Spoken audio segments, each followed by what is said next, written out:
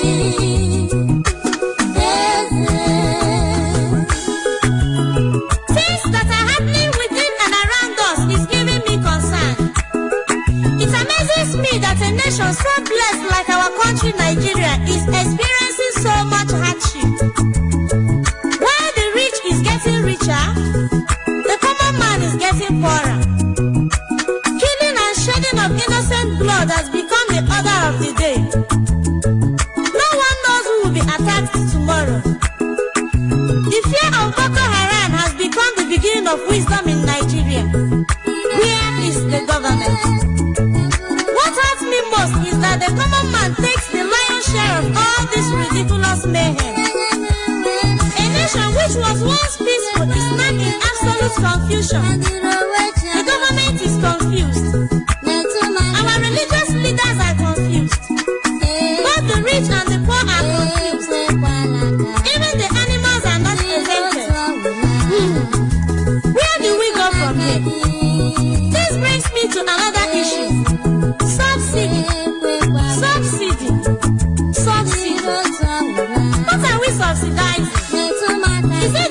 for the poor, or the cabal over the common man?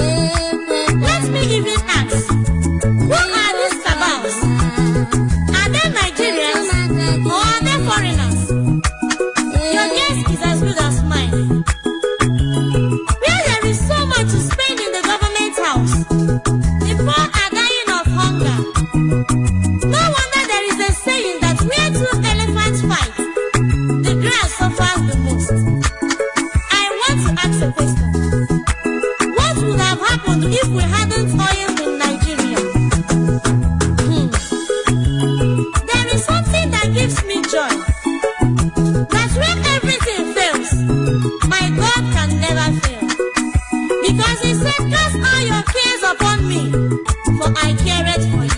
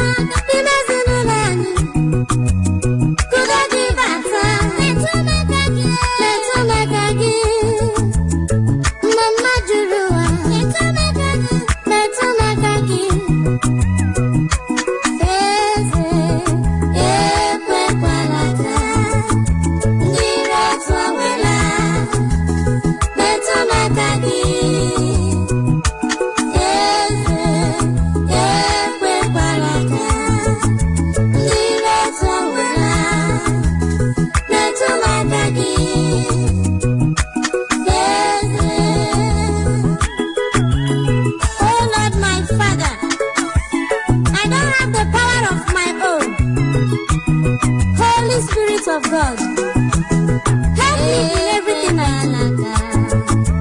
Touch my life, because I know if you touch my life, it will never remain the same.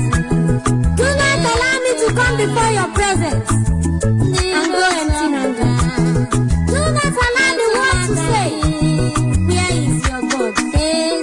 Father, touch me, and it will be well with me. Amen.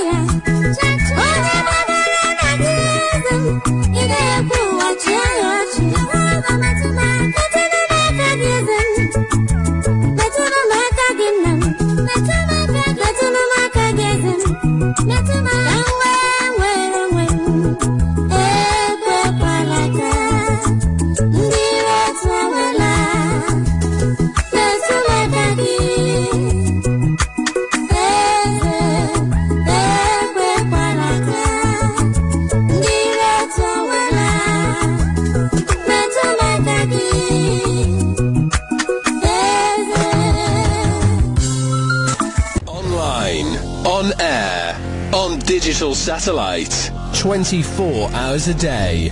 This is the largest indigenous broadcaster, Radio Biafra, the first, the best, and the last.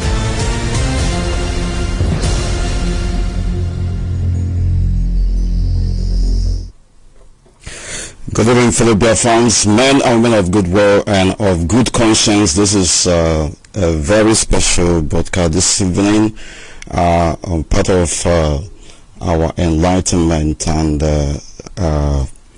progressive action to making sure that our society is and should be under the control of conscientious men and women of God, women filled with the Spirit of the Most High.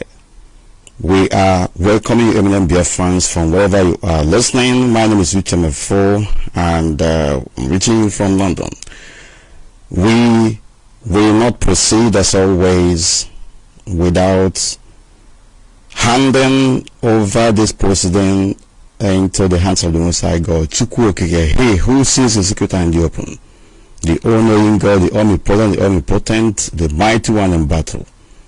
We ask him to descend in his majestic power and his mighty valor to envelop each and every one of us, individually and collectively, to drive home this audacious quest for restoration, this emancipation program that the people of Biafra, the people of this age, this present generation are driving through for the total emancipation and liberation of mankind all over the world, and more importantly, and specifically, the people entrapped, the people enslaved in the contraption called Nigeria, the indigenous populations.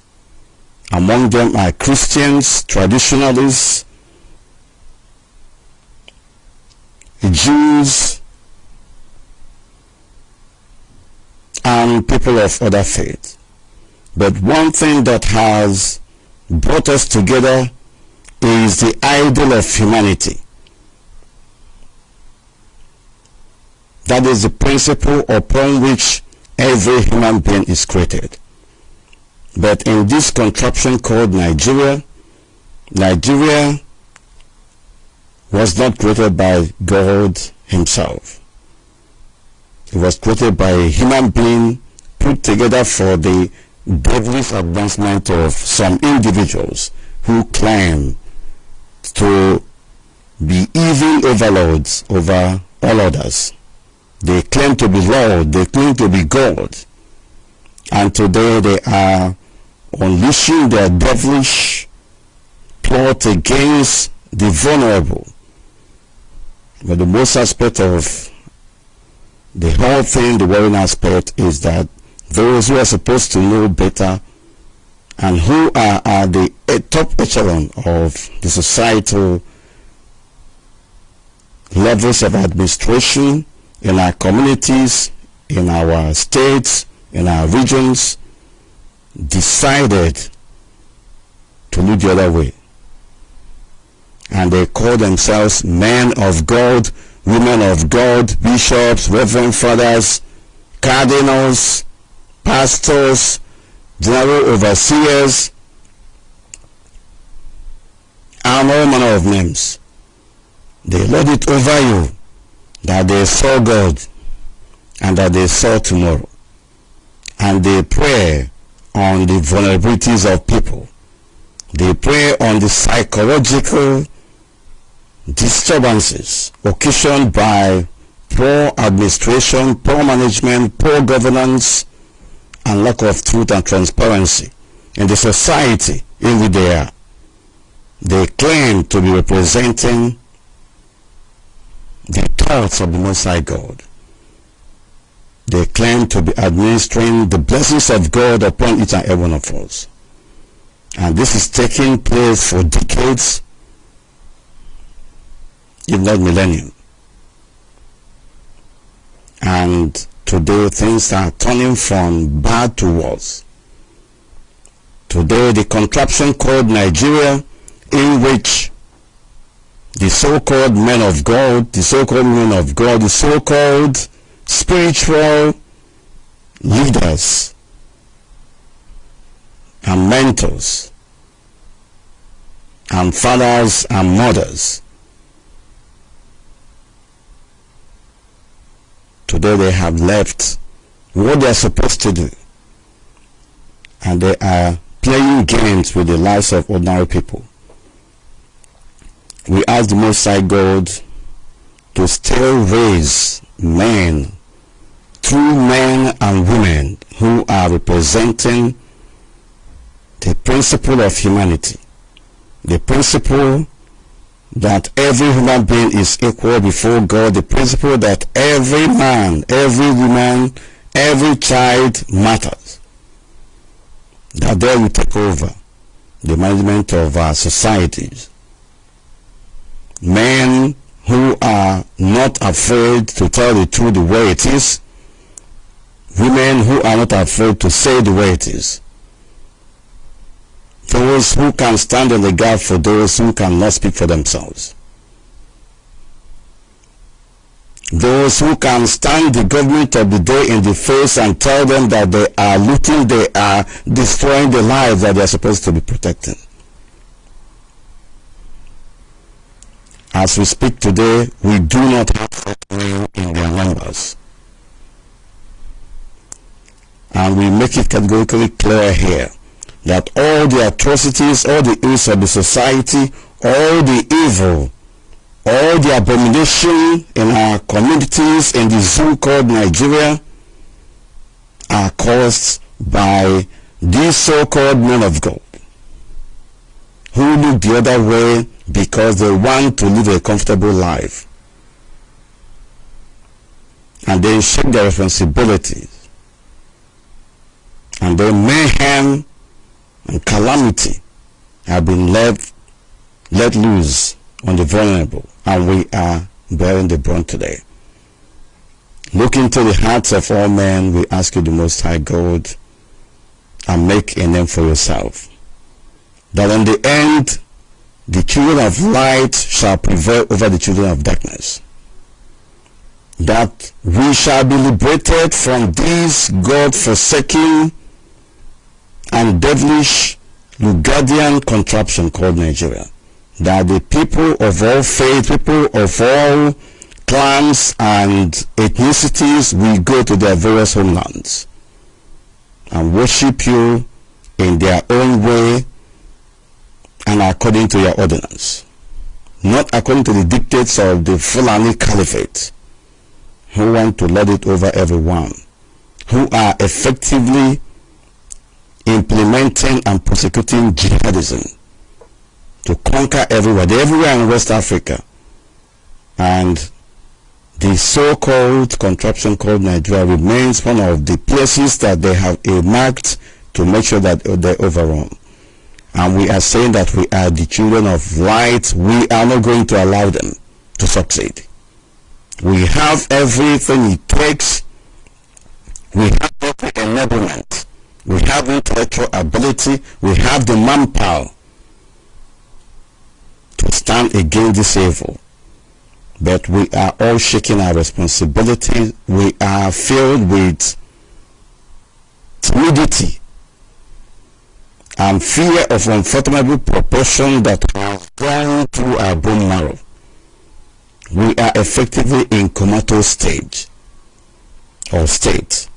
and we must indeed wake up from that coma or comatose state that we have found ourselves. We ask the Most High God to use both spiritual and physical dynamite to wake us up, to live up to our responsibilities, that in the end, not only that we progress and that His name be glorified in our lives, but that we will achieve victory. To this we say amen and amen and amen. He said, my name is Uche Mefor once again. I am the deputy leader of indigenous people of Biafra. I'm from Abate is in Idemi is Nomamba is in Biafland. Several weeks ago, I made a number of posts on my Facebook page, and those posts, as always, were not unconnected with the atrocities going on in the contraption called Nigeria, but also it concerned the idea of tracing the root causes of the mess that we are in. And it is all found in the saying that when good men keep quiet, evil thrive. You can say it in other different ways, but you understand what we're saying here. We have adults. We have those who claim to be beacon of the society. We have men who say that they are the men of God. We have churches, we have women, prophetesses, seers, bishops, cardinals, reverend fathers, pastors. They are everywhere. And they are all called Christians.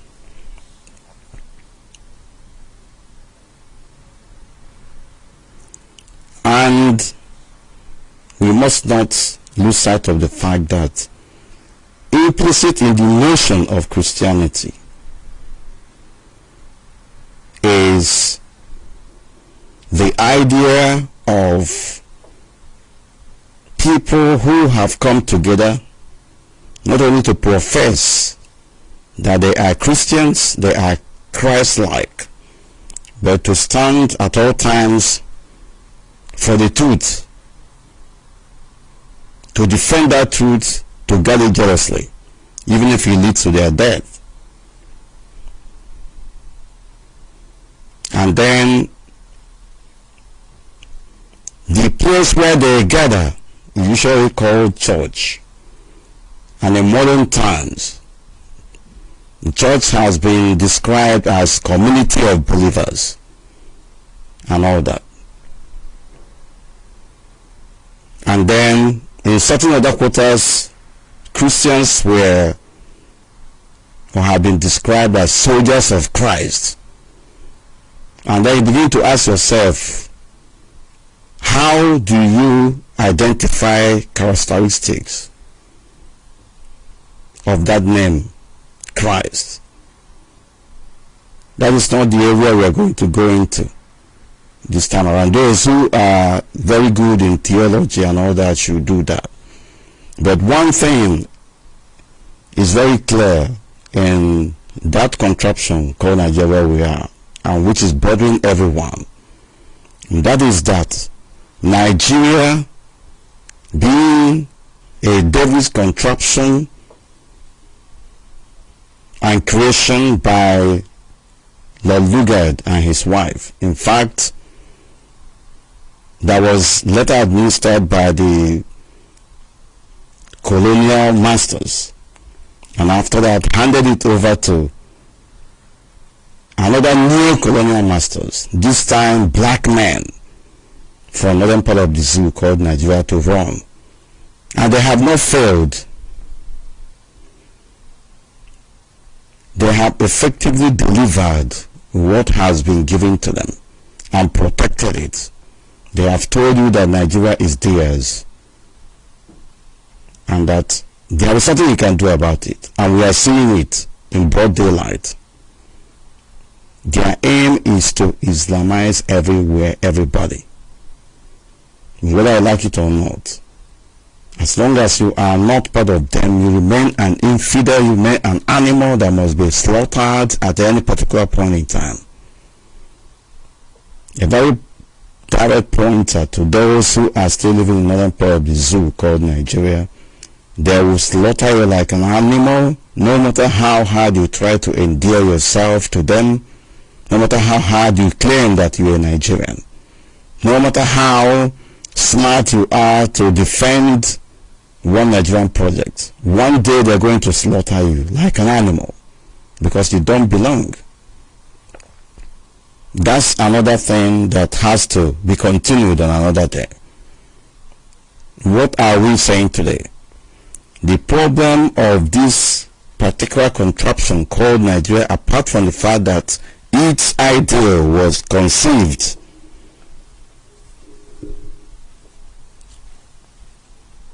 on the chamber of the devil, the evil one.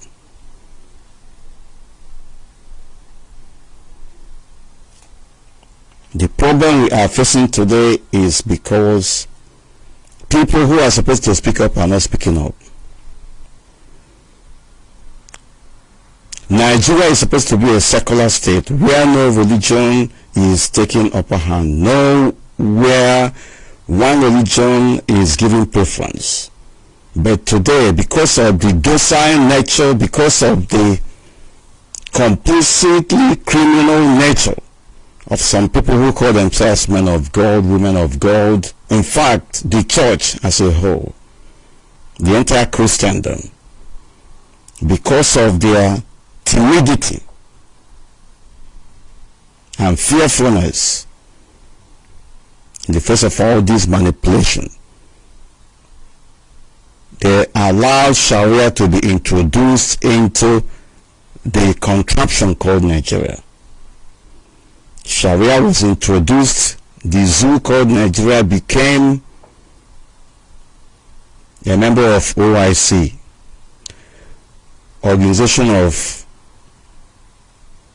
Islamic Cooperation, now formerly known as Organization of Islamic Countries, because those who are supposed to speak up were not speaking up, because the lives of the Kali bishops of Nigeria kept quiet, the lives of the Pentecostal Fellowship, or whatever they call themselves, kept quiet, the lives of Christian Association of Nigeria kept quiet, and the lives of good men and women of good conscience who don't belong to any religious affiliation kept quiet. That is why we are in a mess that we are today. Corruption is everywhere today because the church decided to keep quiet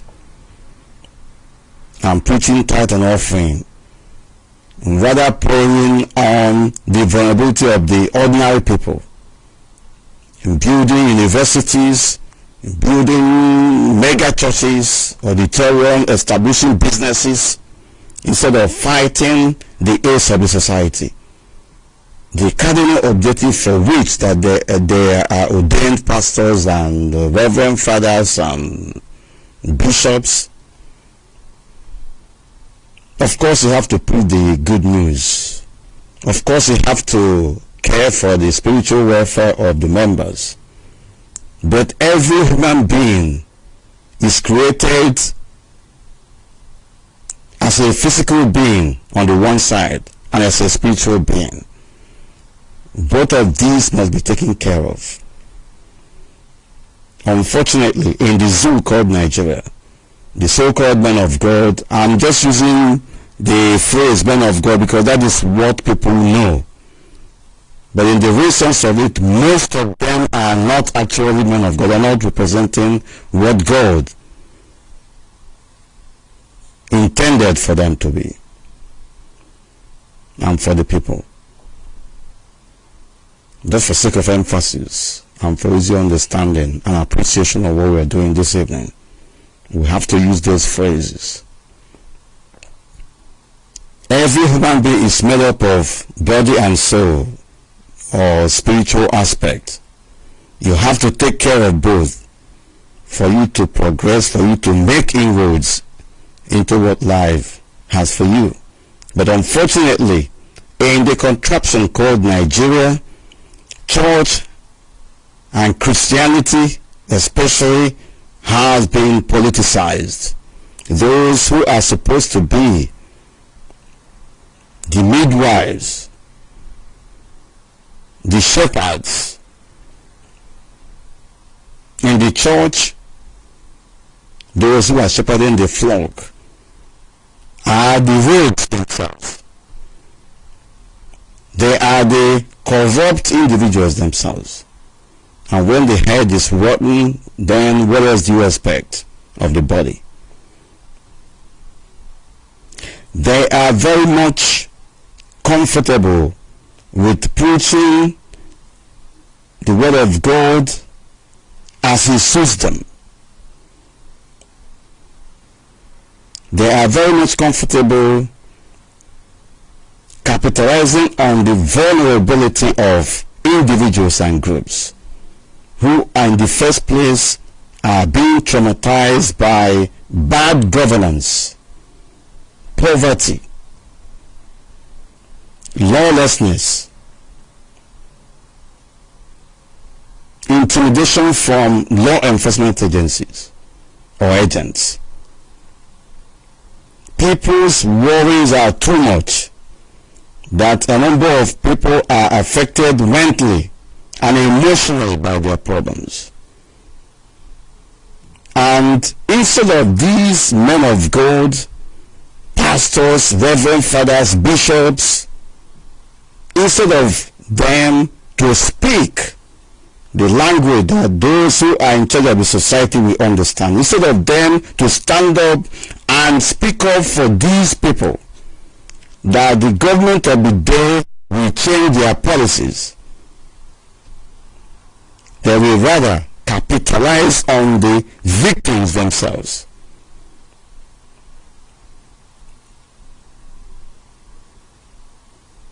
And instilling fear in them, and in the process take the little that they have.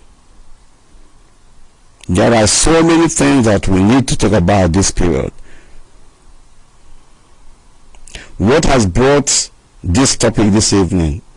It is as a result of the killings, the beheadings, the cannibalism, the barbarism that is going on in that contraption called Nigeria, unchallenged, to such an extent that even the government of the day, the Fulani Islamic controlled government of Nigeria, is also sponsoring. Because you cannot tell me that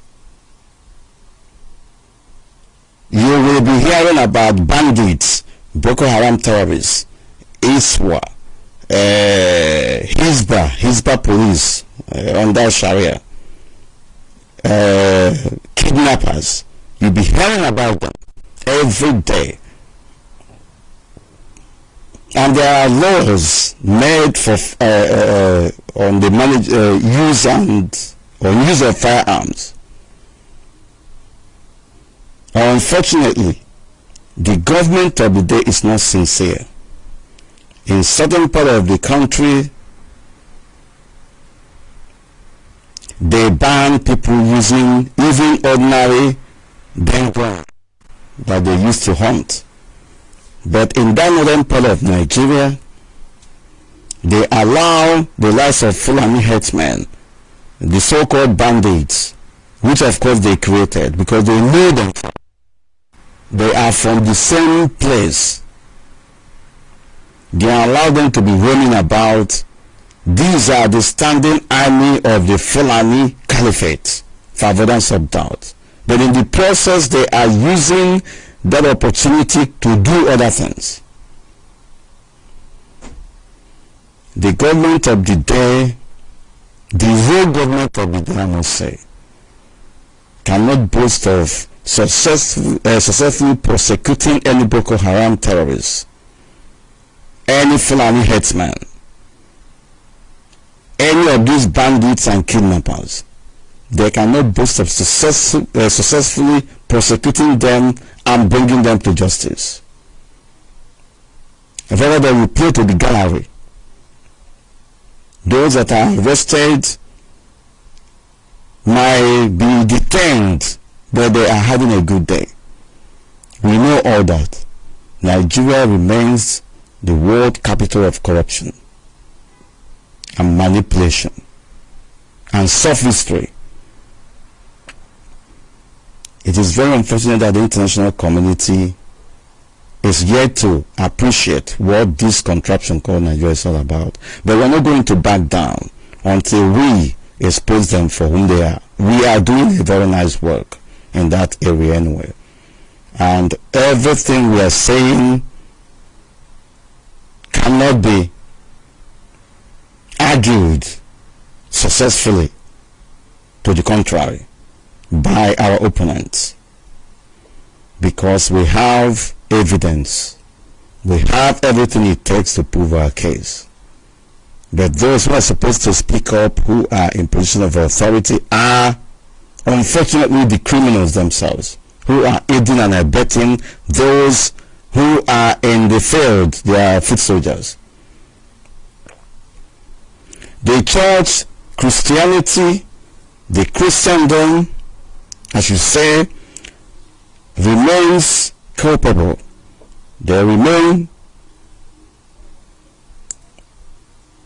responsible for the ills of the society. Most of these people think that this terrorism, the killings, the maimings, the beheading will never come to them because they protect themselves with their own security. But today, a number of reverend fathers, pastors, and even aspiring men of God have been abducted, they have been beheaded, they have been slaughtered like animals.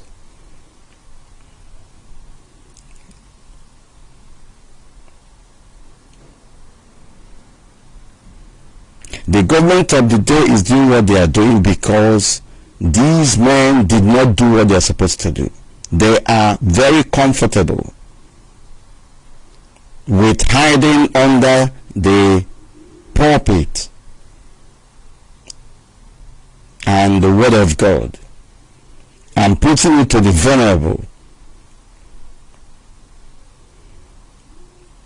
Where is the saying that prayer without faith or good work is dead? Even Jesus Christ was a freedom fighter, an activist. The early church members were all activists. The church itself was militant, if you can go back to history. Under the Catholic Church, so many popes were assassinated.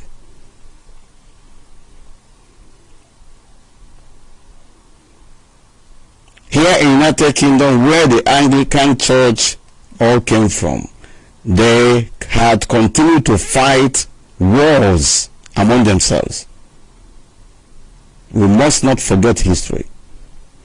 But all of us to whom this Christianity was handed over or was brought for are trying to be holier than those who actually brought that religious worship for us. We are all deceiving ourselves, and we are not going to keep quiet. Nigerian Christians must indeed understand and appreciate the fact that their existence is under threat, and if something is not done, there will be nothing like Christianity in Nigeria in the next couple of years to come. Members of the congregation, members of the church must indeed stand up and begin to ask their general overseers, their pastors, their reverend fathers and bishops, what are you doing about the killings in the contraption called Nigeria? What are you doing about unemployment in the contraption called Nigeria? What are you doing about human rights abuses? They must be saying, not to only speak on the pulpit, they should come out on the street. They should use the media platforms. They should talk to the government of the day. They have the capacity. The church has the capacity. They have the money. They have the wherewithal. They have the manpower to remain the shining light and beacon of hope for the society and those who cannot speak for themselves. Where are we even going to start? What we are saying here is that what has been going on in the contraption called Nigeria has been religious war cloaked under citizen against citizen, misunderstanding and all that, and clashes. It has been a religious war right from the outset and cloaked with all manner of political jargons. And today it is manifesting. There are two major civilizations in the contraption called Nigeria. Islamic and Christian, the Islamic and Judeo-Christian tradition. But of course, when we say, we make reference to the Jewish, of course, it remains our original way of life. Because even in our own place, everything in the Old Testament, it remains the same thing as it is in that Old Testament. It is a clear and unambiguous recorded history of how our societies and how the conduct of our lives have been. But we must not make mistake about it. None of those has been jettisoned. We can only say that all those way of lives have been internalized to such an extent that you are doing things effortlessly. So I disagree to some extent with those who say that we have forgotten where we come from. We have not. Rather, those things are innate in us, and we have internalized it to such an extent that when we are doing it, we are unconscious of it. So implicit in the notion of the fact that we have been westernized is also the inalienable fact that we cannot hide our identity. No matter how we try to Anglicize or to westernize our way of life, something special about us still remains on the background, and it cannot be taken away from us. So we remain who we are. What we need to do is to affirm and to always profess to it. The Chairman of Christian Association of Nigeria and one seminary, and then there are others that have been in captivity of these Fulani headsmen and bandits and kidnappers and Boko Haram that have been slaughtered in a most barbaric fashion.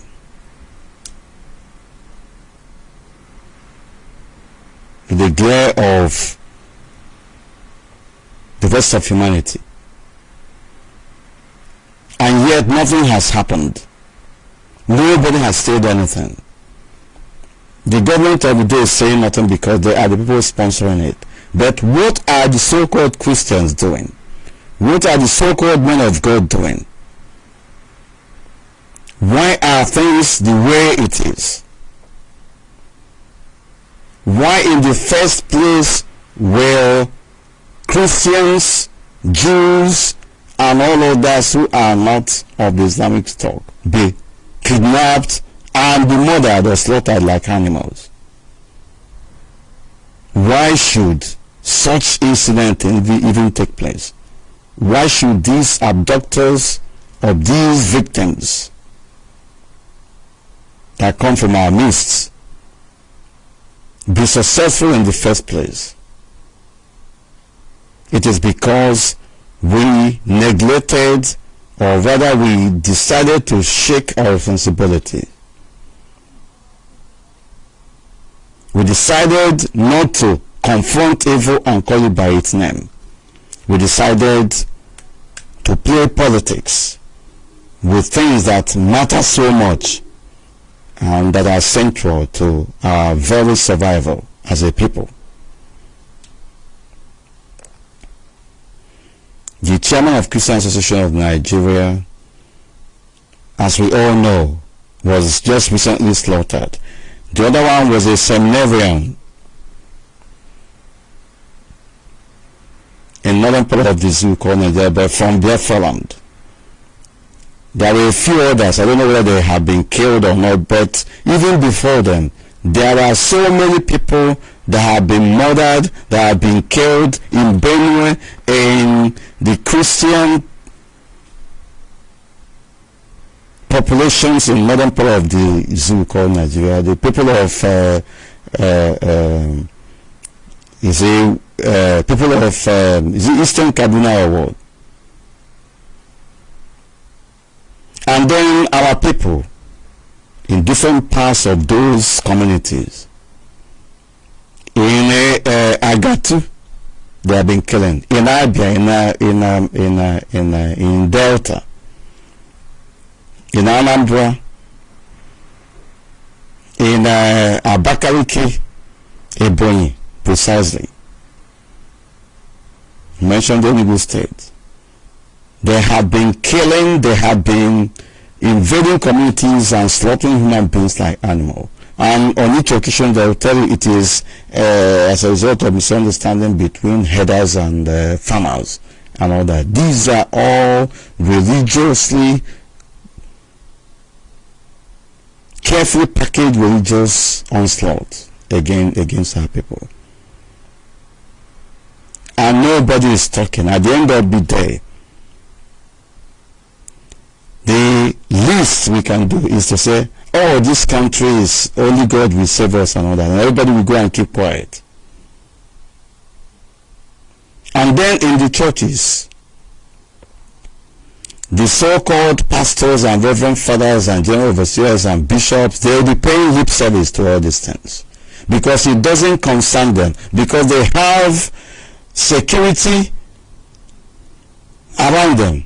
They make comprehensive security arrangement, while ordinary church goer, ordinary congregation member, ordinary church member is left to continue to wallow in his or her deplorable, pitiable condition. And they will even go as far as giving them the little that they have for these men of God to be maintaining themselves. Are you trying to tell me that if not for anything, the killing of these chairman of the Christian Association of Nigeria is not enough good reason for the whole of that contraption called Nigeria to be turned into something else? Is it not enough reason why the Christian Association of Nigeria, all these churches, Pentecostals, all the Catholic churches, all the Anglican churches must come together more than ever before and understand that there is religious genocide going on and against everyone? They will not do something like that, and they didn't. And everything has gone back to normalcy, or to normal, as case may be. And people are sheepishly trooping to the church. How many of your pastors, how many of your reverend fathers have taken the issue of terrorism as a project? How many of them have prayed or preached against terrorism, against Boko Haram, against Fulani bandits, against Fulani headsmen, against ISWA, against all this beheading? How many of them have taken it as a project, that have prayed over it, and not only praying over it, organized a very formidable opposition against the government of the day that are giving them leeway? If you know that your pastor or your reverend father or your bishop has been doing that, let us see the evidence. But am I even asking for evidence? Why is it that even as we speak, everybody has gone back to sleep? Why is it that even as we speak, nobody is concerned about these existential threats against the Christian population, against the Jews, against non-Muslims in that contraption called Nigeria? How many people are concerned about it?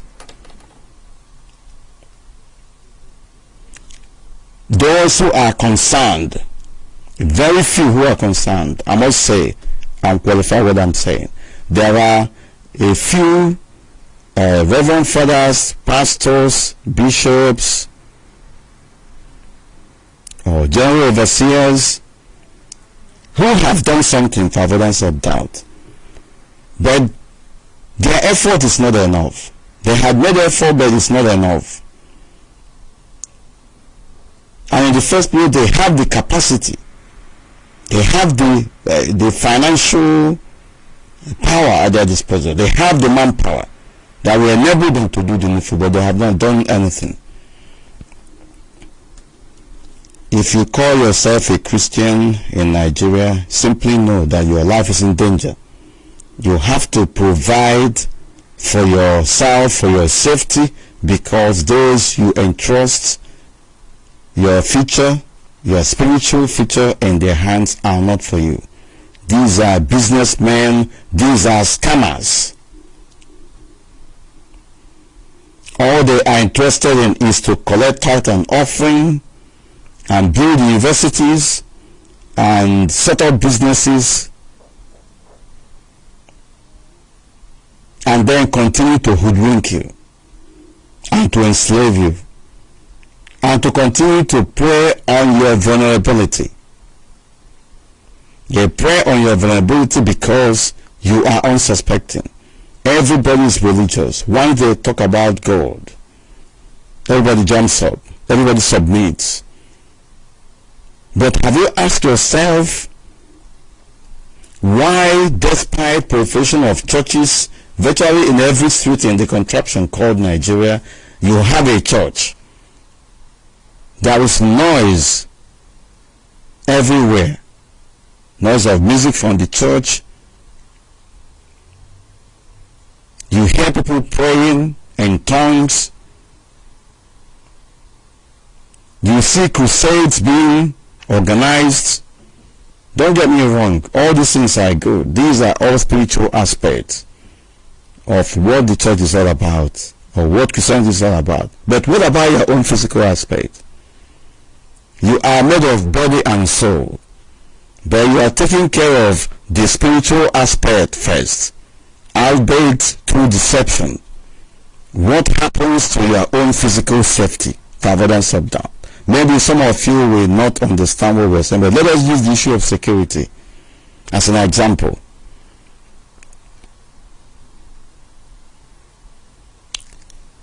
We maintain here that the church has been responsible for all the atrocities going on in the contraption called Nigeria, because those who are supposed to speak up are not speaking up.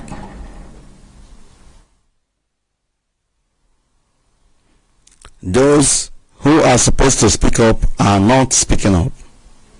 Those who are doing the work of God in quote are deceiving themselves. They are helping themselves.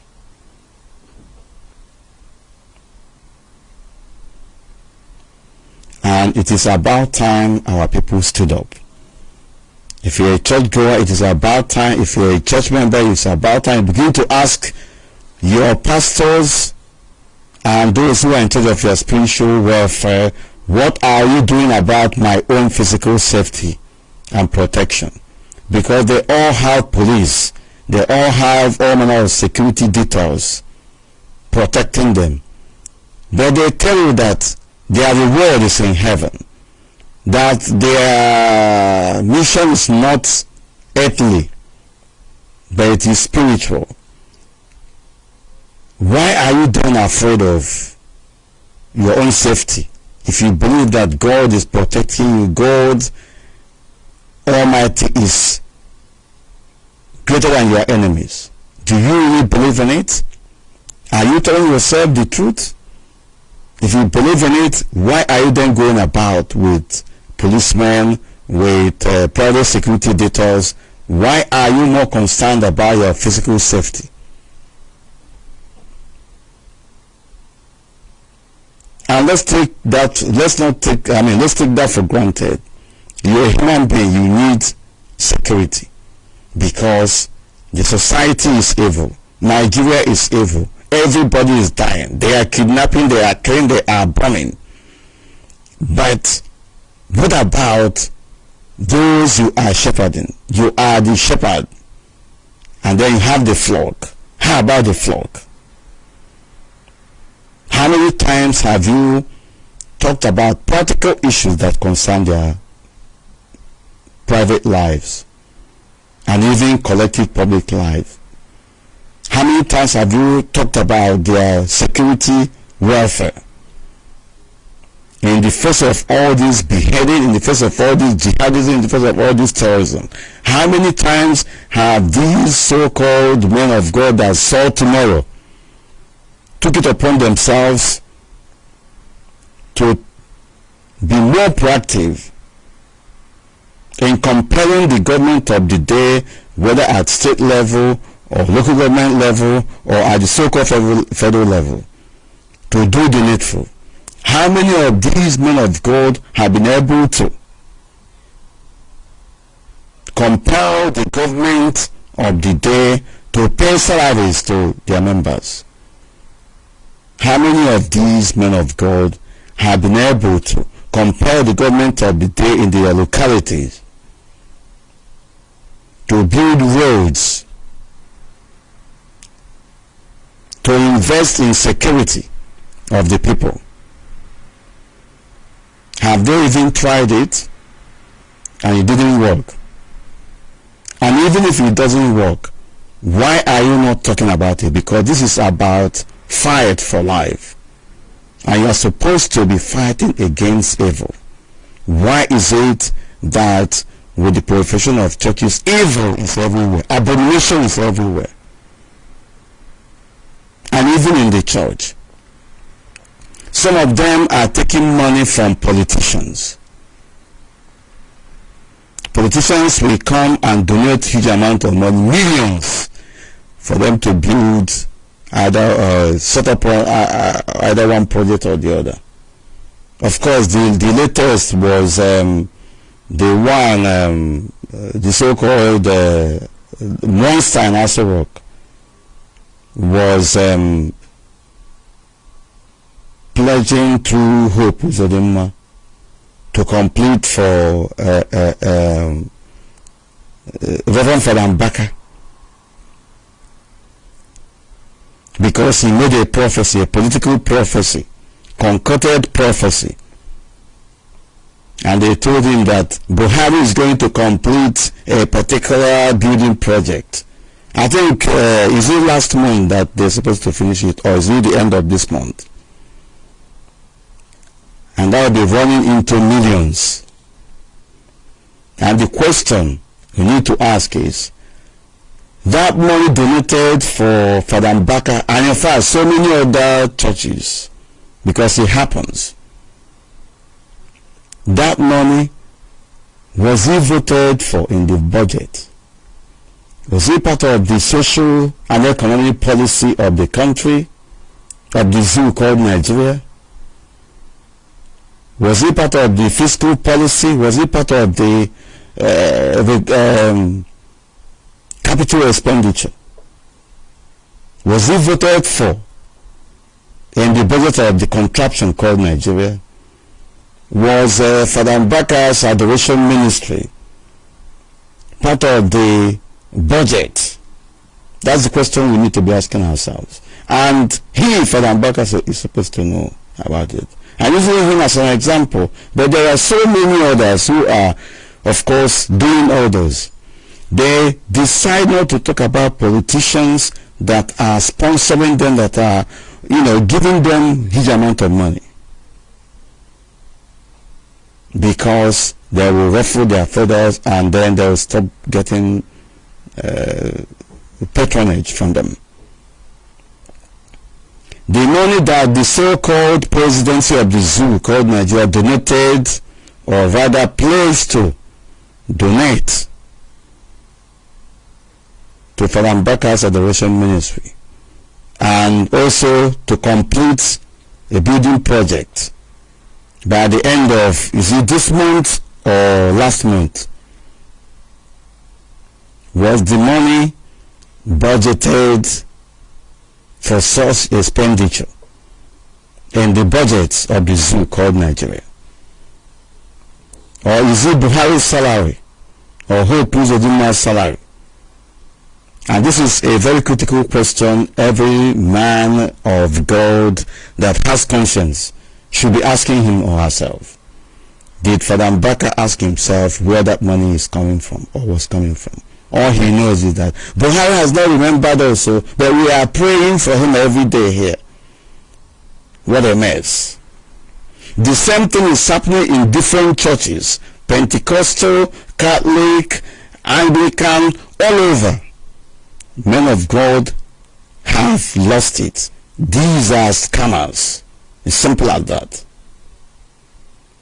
Are you trying to tell me that these people, especially those of the Catholic stock, do not have the capacity to get the Vatican talking, to get the Holy See talking? Are they trying to tell me that they don't have Christian Association of Nigeria, Catholic Bishops of Nigeria? Are they trying to tell me that they don't have the clout to confront the presidency of the zoo called Nigeria and insist that something good happens for those who are Nigerians? We are talking about it because within the context of the wider contraption called Nigeria, these evils are indeed being perpetrated in a broad daylight. And I tell you, their cup is full, and we're not going to leave them alone. I am a Catholic, but I'm going to stand against the church for avoidance of doubt. Every evil that they are perpetuating must be exposed. It's simple as that. And all these men of God, in quote, they say that they are men of God, but these are purveyors of evil. Make no mistake about this. I still qualify. There are very few minority among them that still have conscience, but not all of them. Majority are on the other side. They politicize the pulpit.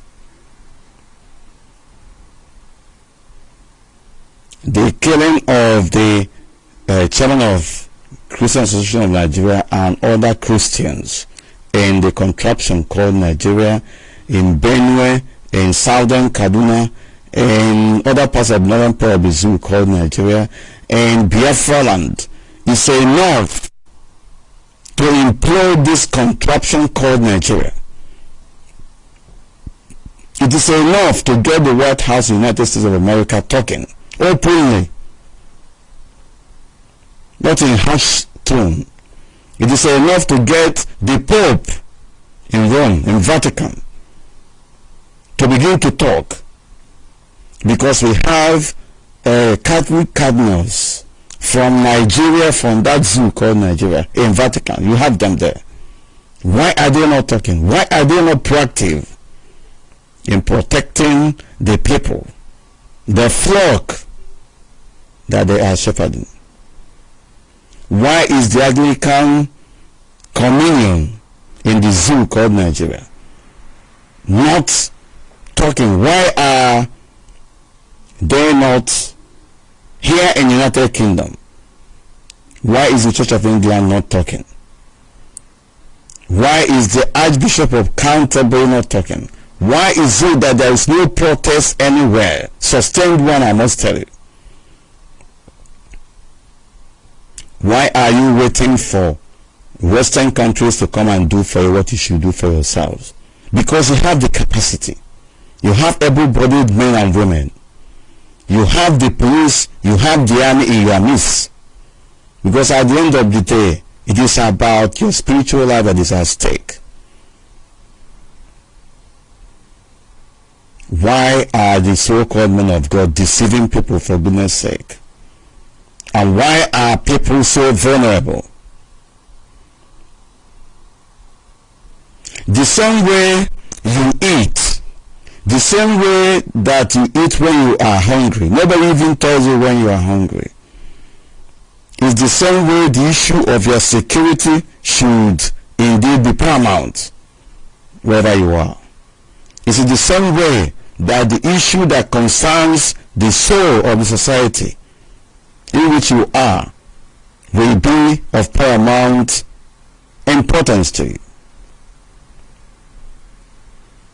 It is either that these people are willfully deceiving us, or that the demon is working through them and they are pretending to be men and women of God. If you think that what we are saying here is wrong, then come out and prove us wrong.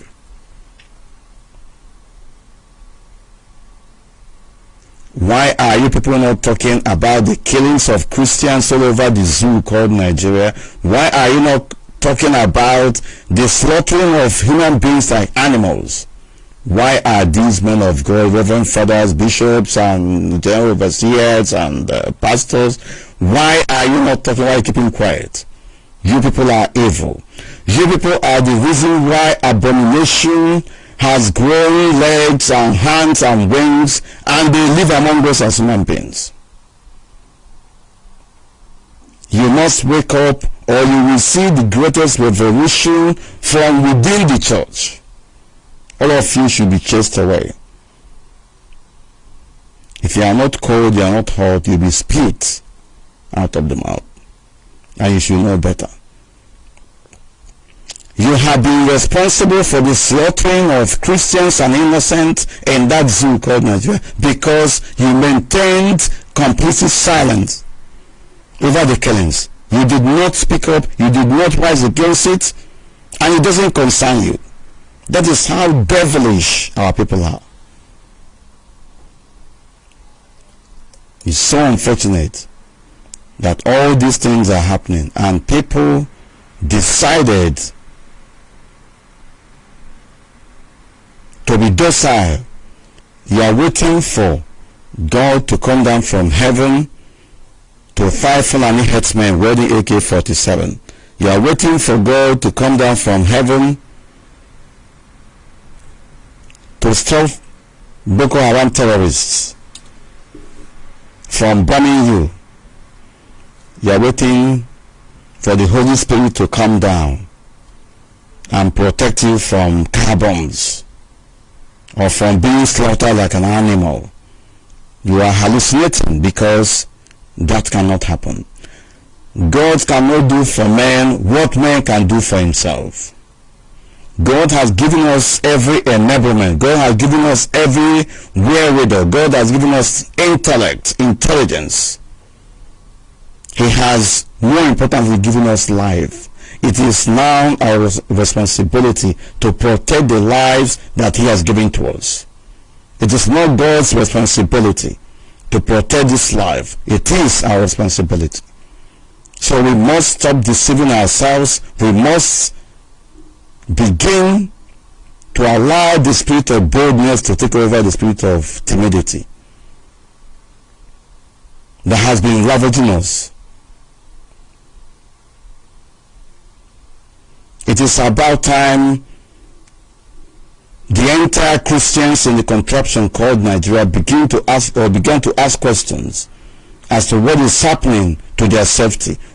You have to begin to hold your so-called spiritual leader to account on what they are doing about the killings, the menace, the corruption, the human rights abuses in that contraption called Nigeria. If they cannot provide any genuine and credible answer, chase them away from the pulpit. We want to see in that contraption called Nigeria, just like they had militants, militant Islamic fundamentalists. You need to see militant Christians as well, because this is a battle of heart and soul. If you are not aware that Christianity is under threat of extinction in that contraption called Nigeria, then you are hallucinating. If you're not yet aware that there is religious genocide against Christians in the zoo called Nigeria, then you are deceiving yourselves. On each occasion they will tell you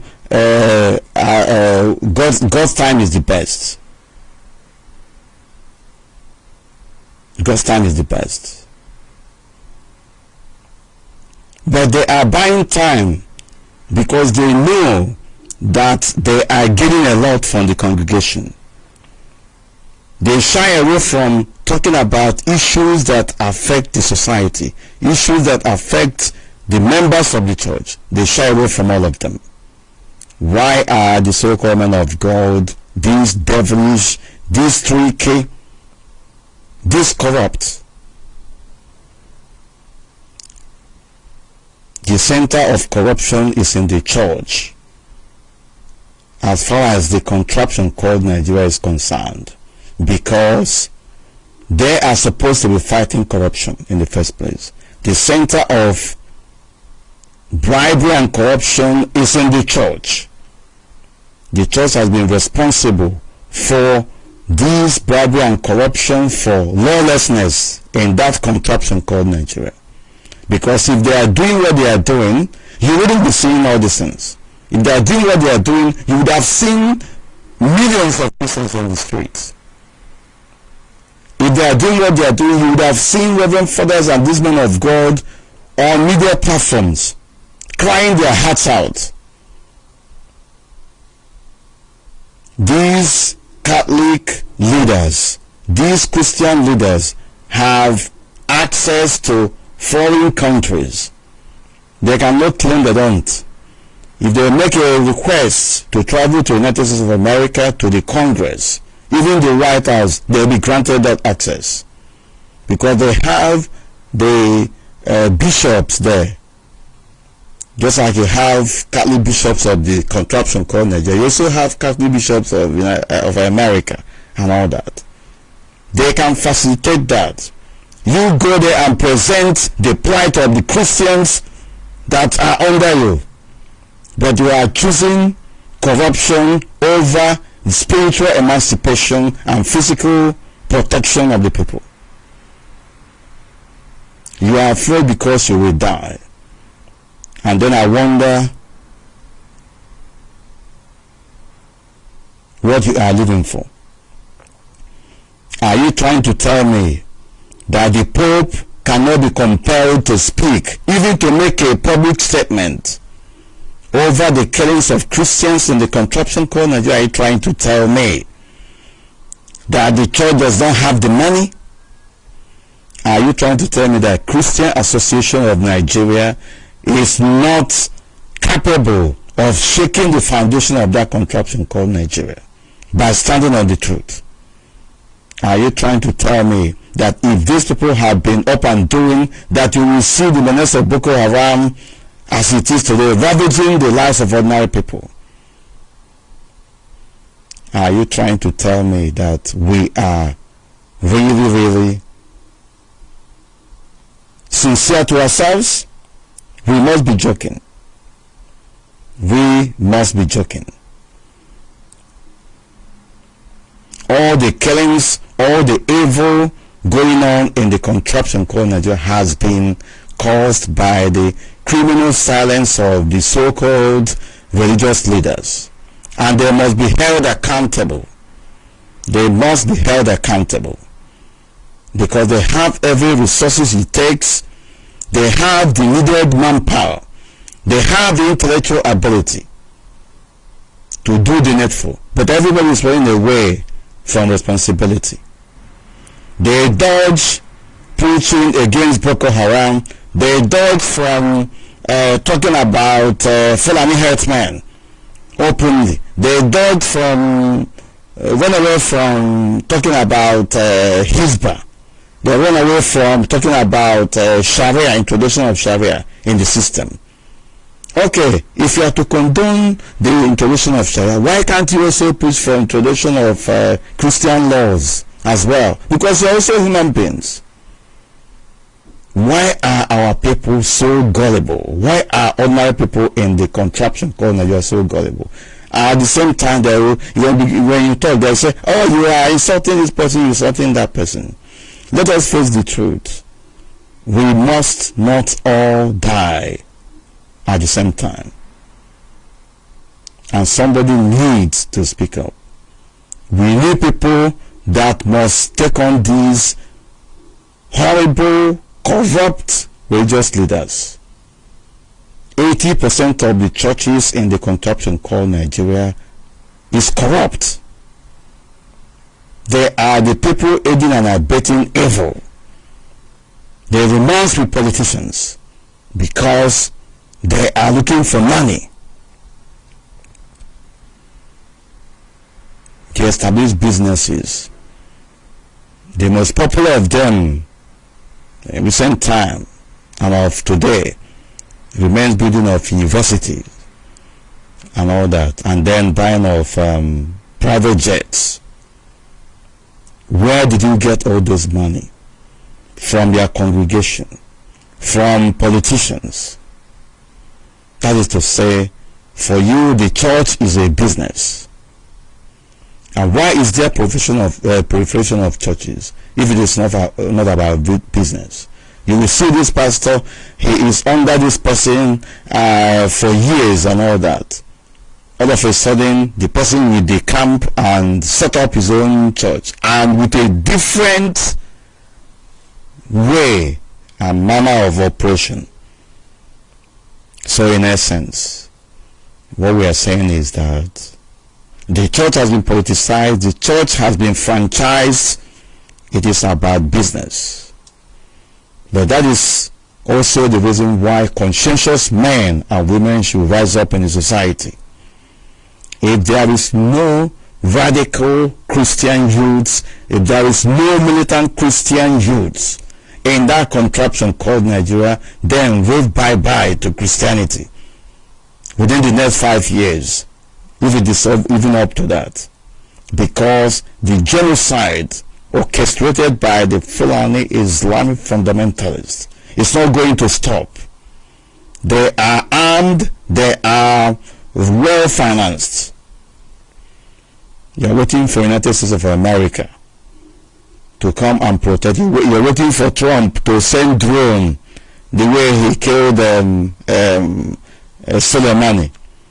You want them to come and kill Shekau. Shekau, by the way, has done a very great job for these Islamic fundamentalists.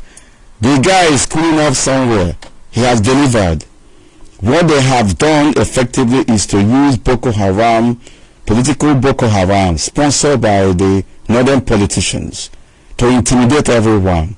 First of all, to take Jonathan out of office, and then to establish themselves, and then to implement Sharia, as of course exposed by Pastor Bosun Emmanuel.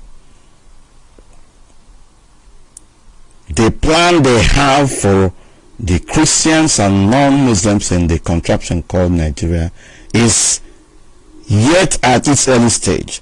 All this slaughtering and all that, these are just sideshow. Because one day they will overrun communities from, in fact, the whole of the southern part of that contraption called Nigeria, and slaughter everyone like a human, like an animal.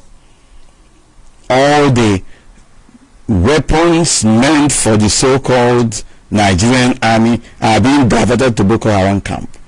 Did you not hear that monster in Ansaru when he was being interviewed by Christian Amampo?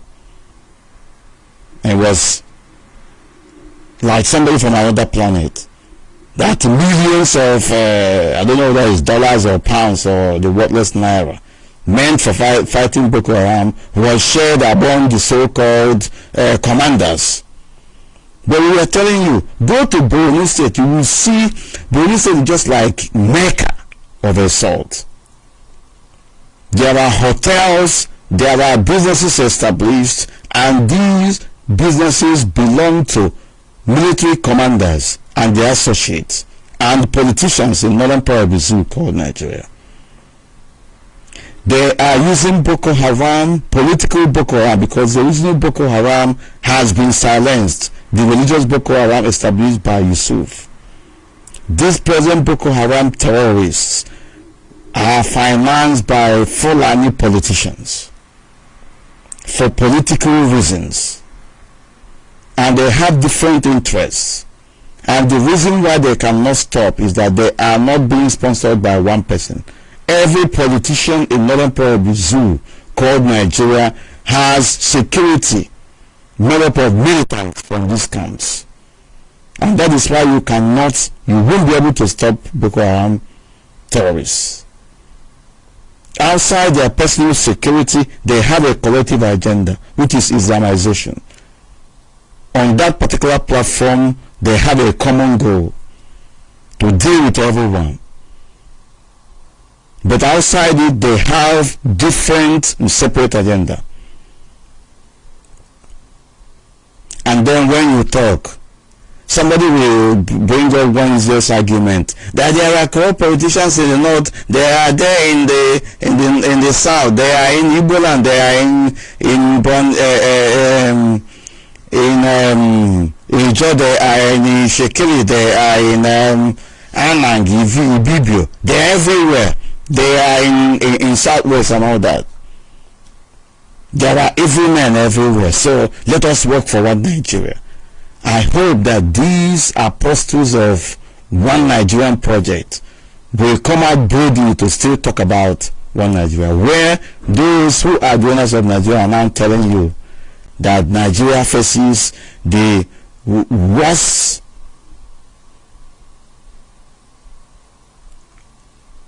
or the greatest danger of his lifetime.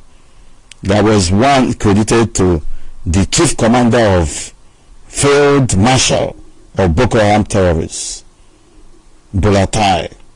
It has killed so many people. And suddenly some of them are now saying, oh, Nigeria cannot break up, Nigeria must be one and all that, because they know that they have been exposed. They can no longer manage the violence that they have financed, because the kids, the children, the apprentices that they have, sponsored, have graduated. They are now in position to give them their own demands.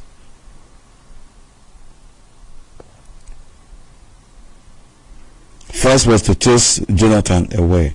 Second was to, and still to Islamize the whole of that contraption called Nigeria, and to deal mercilessly with any opposition, and they are effectively implementing it. They told you that after the 4-year term of Muhammad Buhari, that Igbos, people from the old Eastern region, when they when they make reference to Igbo, that they will have no say in that contraption called Nigeria. And today, do you have a say? Our people are being slaughtered everywhere, and those who are supposed to speak up are not speaking up. And then when you talk, they will say, oh, you are an ethnic jingoist, you are a religious bigot. But what is going on actually has been religious war of genocide against Christians. But the worrying aspect of it also remains that those Christians who are supposed to know better are pretending that they don't know what is going on. They are living in another planet. The Holy Spirit cannot save you.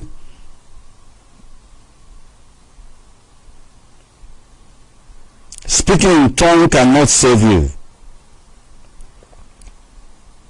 from the menace of Boko Haram terrorists, from the menace of kidnappers, from the menace of Fulani headsmen. The spiritual relationship with your God is your spiritual relationship with your God. That is part of yourself as a spirit being. In quote, you also have the physical aspect. You are living both the spiritual and the physical aspect to God Almighty to come and take care of. It doesn't work like that. And you cannot work against nature. Simple as that. Even the apostles, even the early members of the church did not leave themselves to chance. They were all freedom fighters, even Jesus Christ. So why are you trying to be more Christ-like than Christ himself?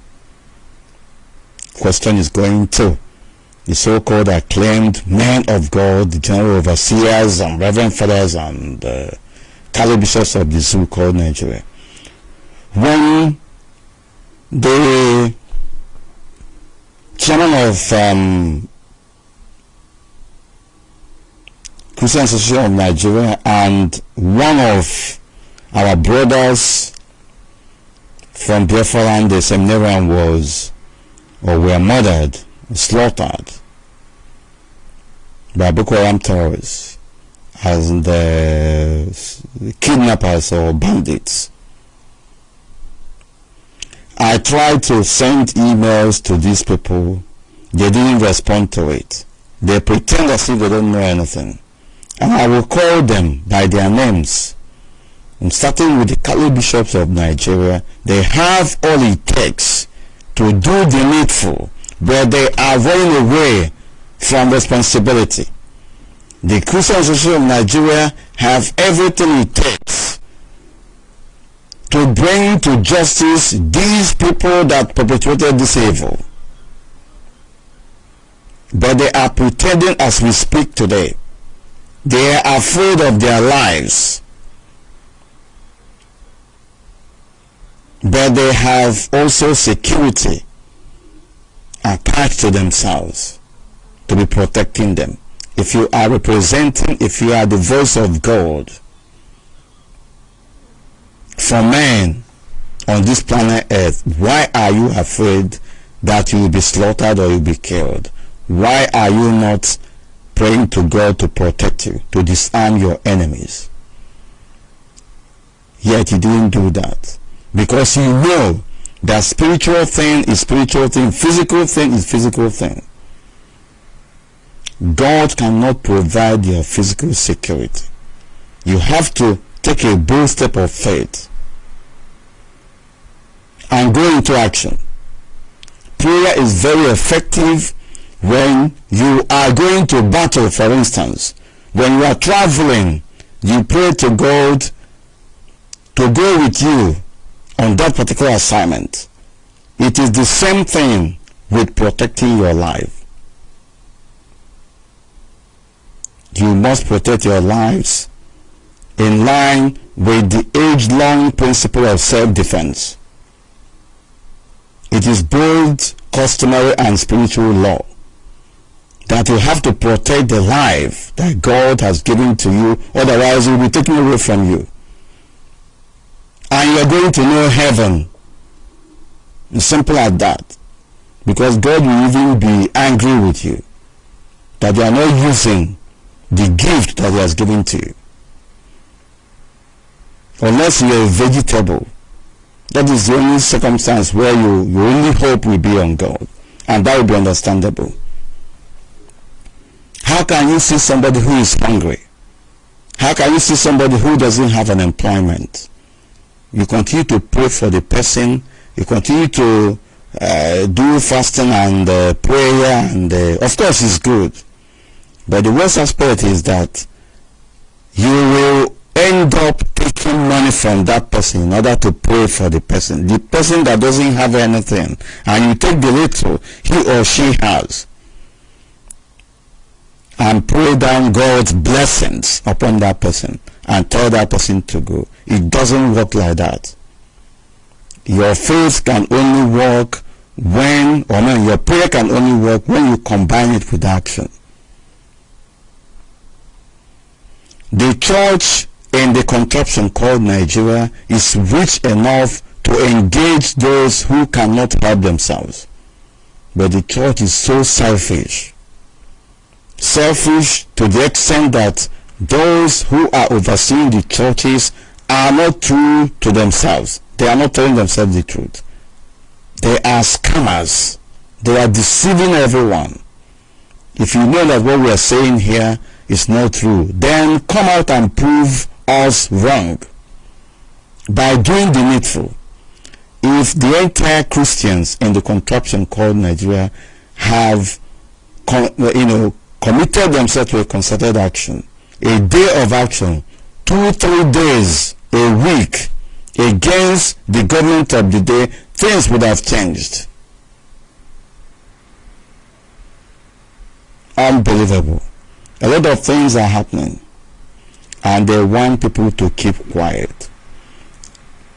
The church is responsible for your plight in the contraption called Nigeria. If it is unemployment, the church is responsible. If it is insecurity, the church is responsible. If it is human rights abuses, the church is responsible. If it is disobedience to law and order, the church is responsible. Because these people who are the heads of the churches, I mean the Christian churches, have the responsibility to stand against evil from happening in the first place. They have the responsibility to speak against and stand against unemployment by holding the government officials to account, by making it a point of duty that society must be run for fairness and equality of everyone.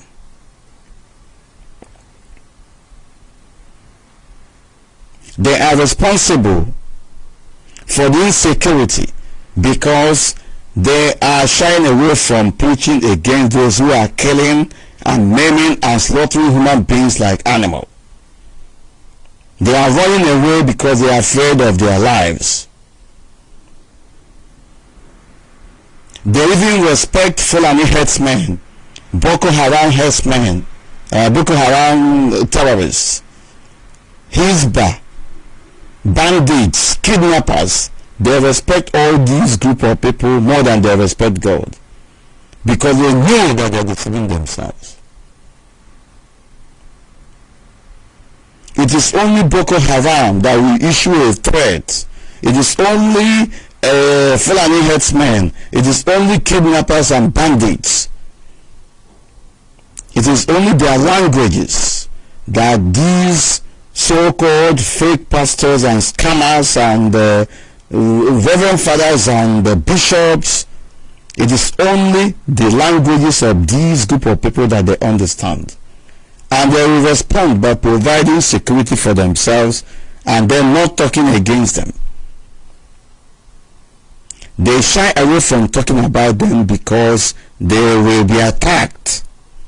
They want to protect their own lives. That is why whenever anybody is a victim, they will only refer the whole thing to God, instead of you doing something practicable, instead of you taking a proactive step to stopping the reoccurrence and to bringing to justice those who are responsible for the perpetration of this evil. You continue to call on God to come and do for you what you should do for yourself. That's pathetic. If the church continues like this, and it is going to happen, there is going to be a revolution within the church. There is going to be a revolution within the Christendom. Or all of these people who call themselves Christians will perish in the contraption called Nigeria. You must protect yourself physically within the context of principle of self-defense. Let nobody tell you otherwise.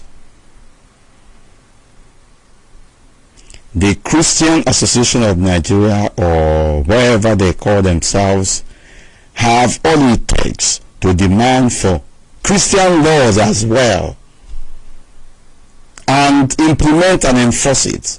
But unfortunately, they are not together. If you're a Catholic, you prevent an Anglican from marrying your daughter or even worshiping together. If you are a Pentecostal, you begin to cast aspersion on a Catholic or any other, and so forth and so on, and so on and so forth.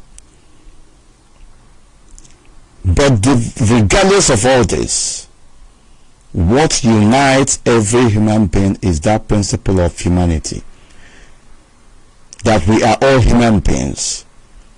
that everybody is equal before the law and before God, then if we understand and appreciate the import of this particular law of nature, why are we then allowing ourselves to be slaves to those who are not supposed to even speak to us?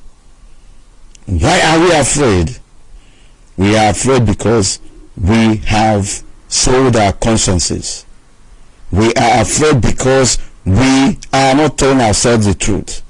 We are afraid because we have come to do business with the issue of the church.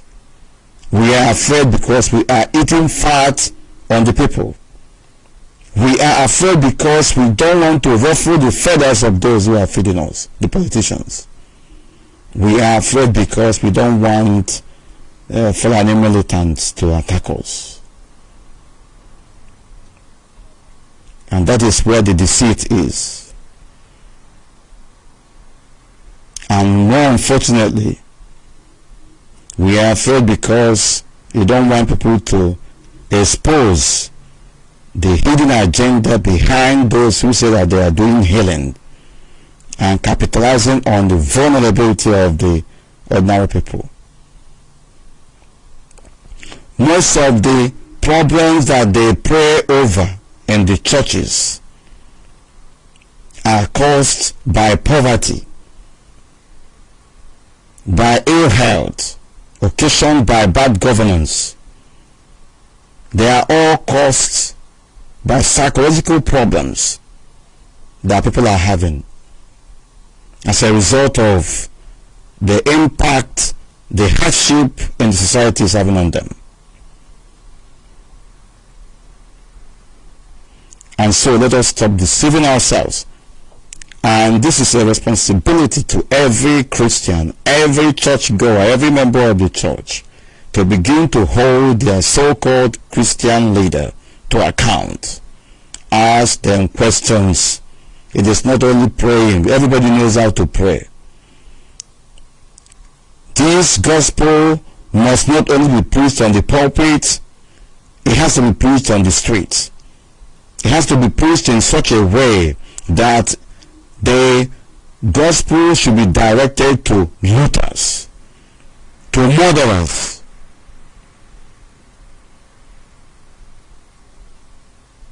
that they may change or be chased away. It is very unfortunate that these unscrupulous Christian leaders have decided to sacrifice the lives of those that have been slaughtered just because of their selfish interests. People still telling me that the Christian Association of Nigeria has no plan to demand for justice for the chairman of the Khan that was slaughtered in broad daylight and to the whole world. Are they trying to say that they don't have plans to compel this rogue administration run by the cabals from the Fulani hellish contraption of the zoo called Nigeria? To compel them to bring, in fact, to make a statement of what they know about what happened. Are they trying to say that they have now gone back to the normal thing that they are doing, normal state of mind, and going about as if nothing happened? Are they trying to tell me, and of course so many others, that the lives of Christians are only meant for sacrifices by these? Are they saying that there is nothing that they can do for other members of the church? Are these Christian leaders true to themselves? Are they actually preaching that gospel? Or are they part of the plunderers and looters in the society? Otherwise, why can't they speak up? Why should civil servants in different states in the contraption called Nigeria be suffering, whereby they are the people that are providing the greatest services that people need?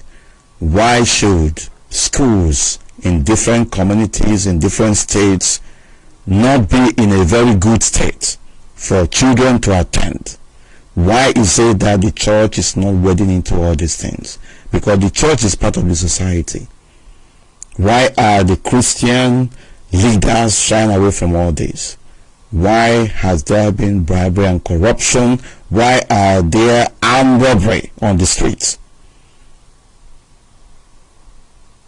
You don't have the force, physical force to stop them, but you have your mouth, you have influence, you have enormous power at your disposal to compel the government of the day to do something, or they will be kicked out.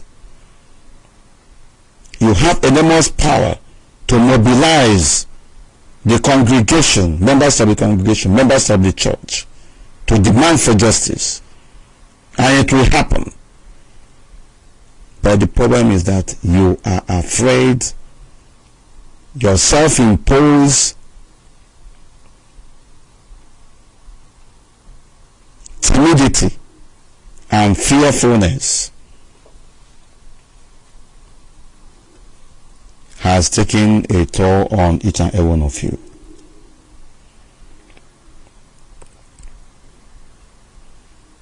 The Pope must speak up. The Vatican, the Holy See, must speak up against the persecution of Christians and the contraption called Nigeria, because all the parishes in different parts of the world, including those in the zoo called Nigeria, make contribution to the Holy See. So why is it that the Pope is becoming nonchalant over the genocide against Christians in Nigeria? Could it then be that the cardinals from the contraption called Nigeria are not doing the needful? Are they that corrupt? What is Cardinal Arize doing? What are the other cardinals doing? Because I know that there are so many cardinals from that contraption called Nigeria in Rome or close to Rome. What are the Catholic bishops of Nigeria doing about the ills of the society, about the killings, about the maimings, about the genocide being committed against Christians, about this beheading and kidnappings?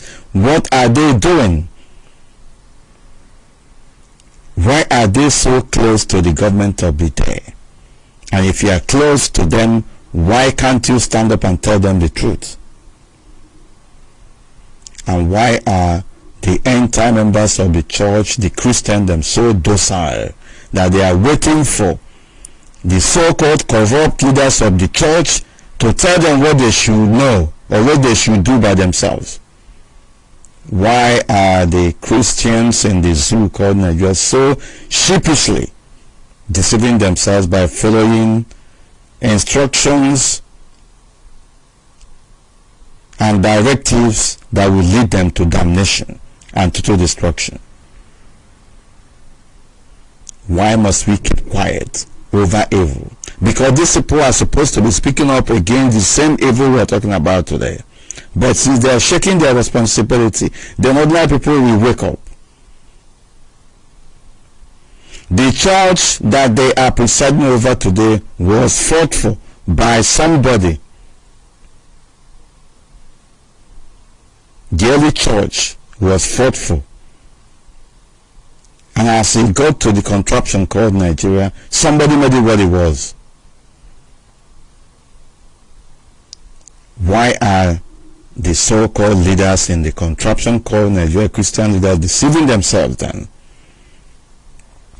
Because you cannot tell me that the history of genocide against Christians in the contraption called Nigeria started today.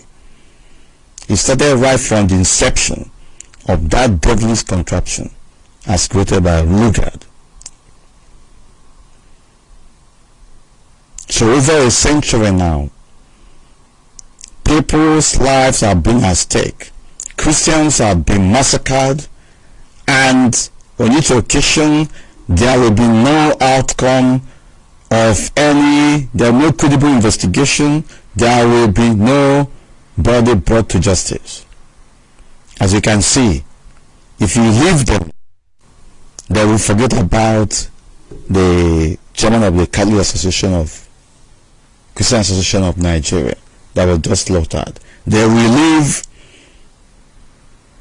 the issue of the seminarian that was just beheaded, that was just killed, suffocated, and so many others.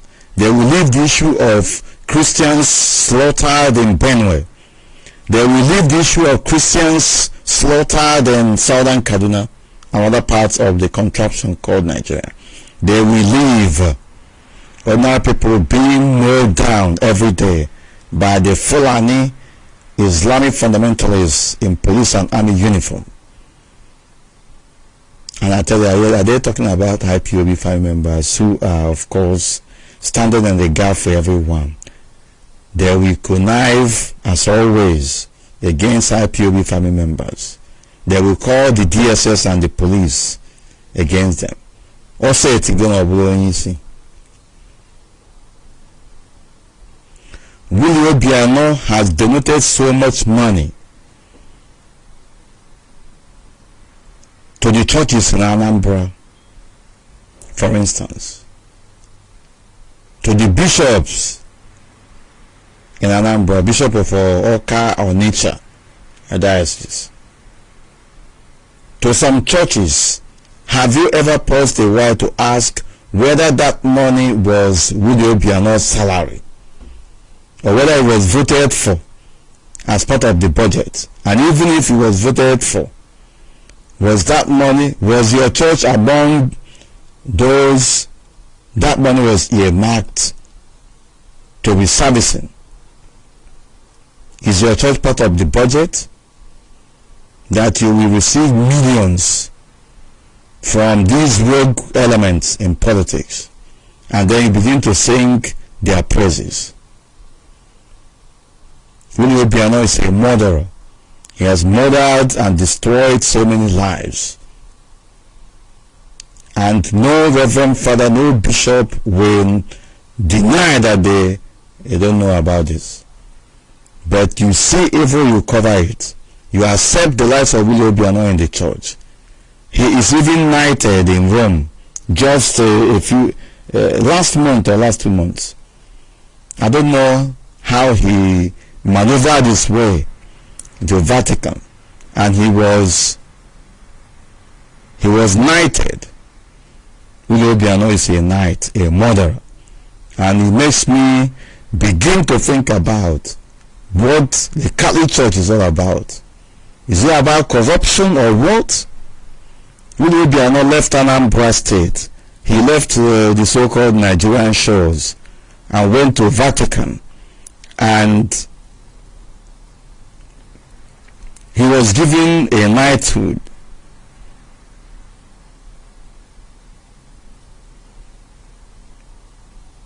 And he was very proud to display his pictures on the internet and all that. The question we're asking is, who recommended Willie Obiano to be conferred with knighthood of the church? Not even that of Anambra or Nigeria. But this one is in Rome. Do you know what a knight is? It means that you are a soldier of the church. So does it mean that the church is killing and Willie Obiano is his soldier? It's one of his soldiers. Unbelievable. Makes me begin to think that something is wrong somewhere. And it is actually wrong. Because with the level of carnage and bloodletting, even where the church is, and nothing is happening, something is wrong somewhere. Time has come when the ordinary people must stand up and do the needful, because evil is evil and we must call it by its name. We are not going to leave the church alone. We are not going to leave the so-called men of God alone. We are not going to leave these criminals on the pulpit alone, because they have taken more than is required. So much lives have been wasted. Insecurity everywhere. But you will not see any one of them do crusade against insecurity. They will always do it for prosperity, for progress, for everything. They will take money from people. If men of God, in quote, are serious, there should be crusade everywhere against insecurity, against Boko Haram terrorists, against corruption, against bribery, against unemployment, against hunger and starvation in the society. But you never see them do that. That is to tell you that something is wrong, and you must stand up and do the needful. Simply know that nobody is protecting you. You must protect yourself. What is your general overseer, your pastor, your reverend fathers talking about your physical safety? Well, it's not only about your spiritual safety that they'll be talking about.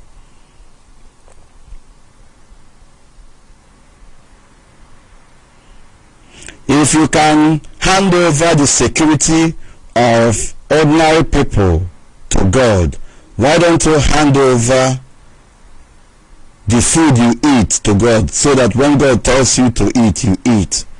Why don't you seek the face of God before you eat? Because there must be something that God will be telling you. If God is saying, okay, at my own time I will sort out this security issue, why don't you wait for God to decide when you want to eat, or when you want to take your bath, or when you want to sleep? These are practical things and very direct issues, and direct and central to the essence of our living. The same way people don't think when they are transacting business, it's the same way people should not joke with their security. It's the same thing, people should not joke with the ills of the society, with all manner of evil going on in society. It is because those who are supposed to speak up did not speak up. That is why these things have accumulated. This evil has accumulated, and it has become an abomination, and people are even taking it as normal.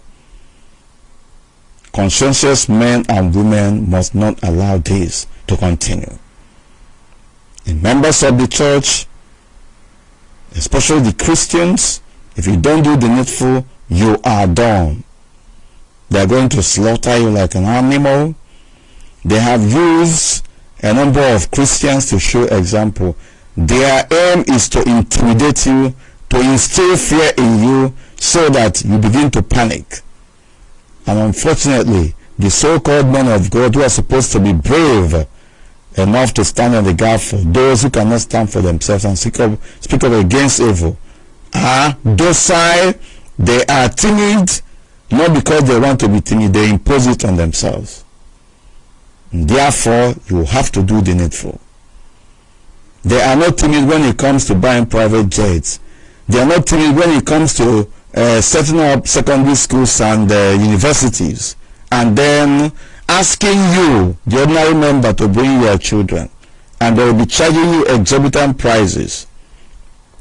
Because I thought that Christian schools should have been less expensive, but they are the most expensive you can think of. And then you begin to look at who is the owner of these universities and secondary schools and businesses. You trace it to a pastor, you trace it to a reverend father, you trace it to a man of God, general overseer, and you begin to ask yourself, are things supposed to be the way they are? They are even more expensive than government owned, than privately owned concerns. That is why you must not hesitate to question the authenticity and sincerity of these men and women. Something is wrong and something must be done. It is across board. It doesn't matter where you belong. If you're a conscientious man or woman, you must stand against this evil. These people have destroyed the fabrics of our society because they saw evil coming. They also saw it rearing its ugly head, and they did nothing. Still, they are still deceiving you. Now, there are things that ordinary people and church members should do. You need to demand that action is taken against all these evil, against all these perpetrators. You must demand justice. If they don't do it, if their so-called men of God, your religious leaders, do not agree and do what you want them to do, desert that church, go away from that church, and stop contributing towards the progress of that church financially. And you will see them that they will come to their senses. A lot of things are happening. Why is it that our people, when they see evil, they will look away? But when they see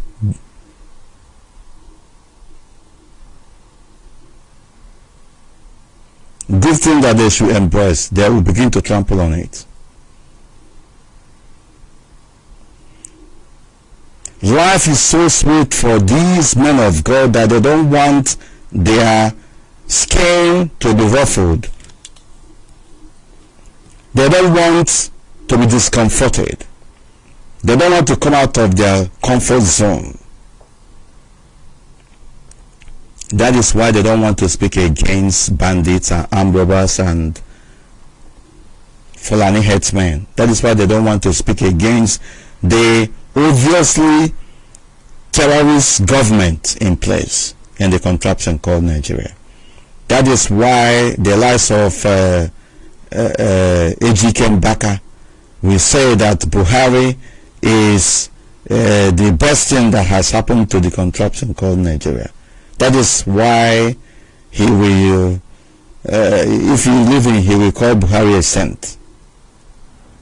That is why he saw what is evil in the eyes of man and God and decided to go against it. Practically begging on the pulpit, practically conducting political rally in the pulpit.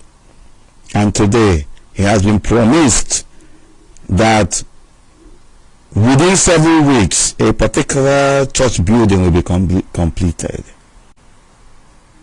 And it is from the presidency through Hope Uzodinma, because they used him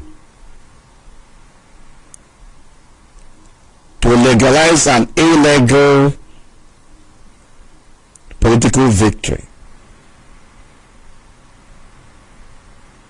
Even if the whole world is against me, I can never believe that God spoke to Ejike Mbaka.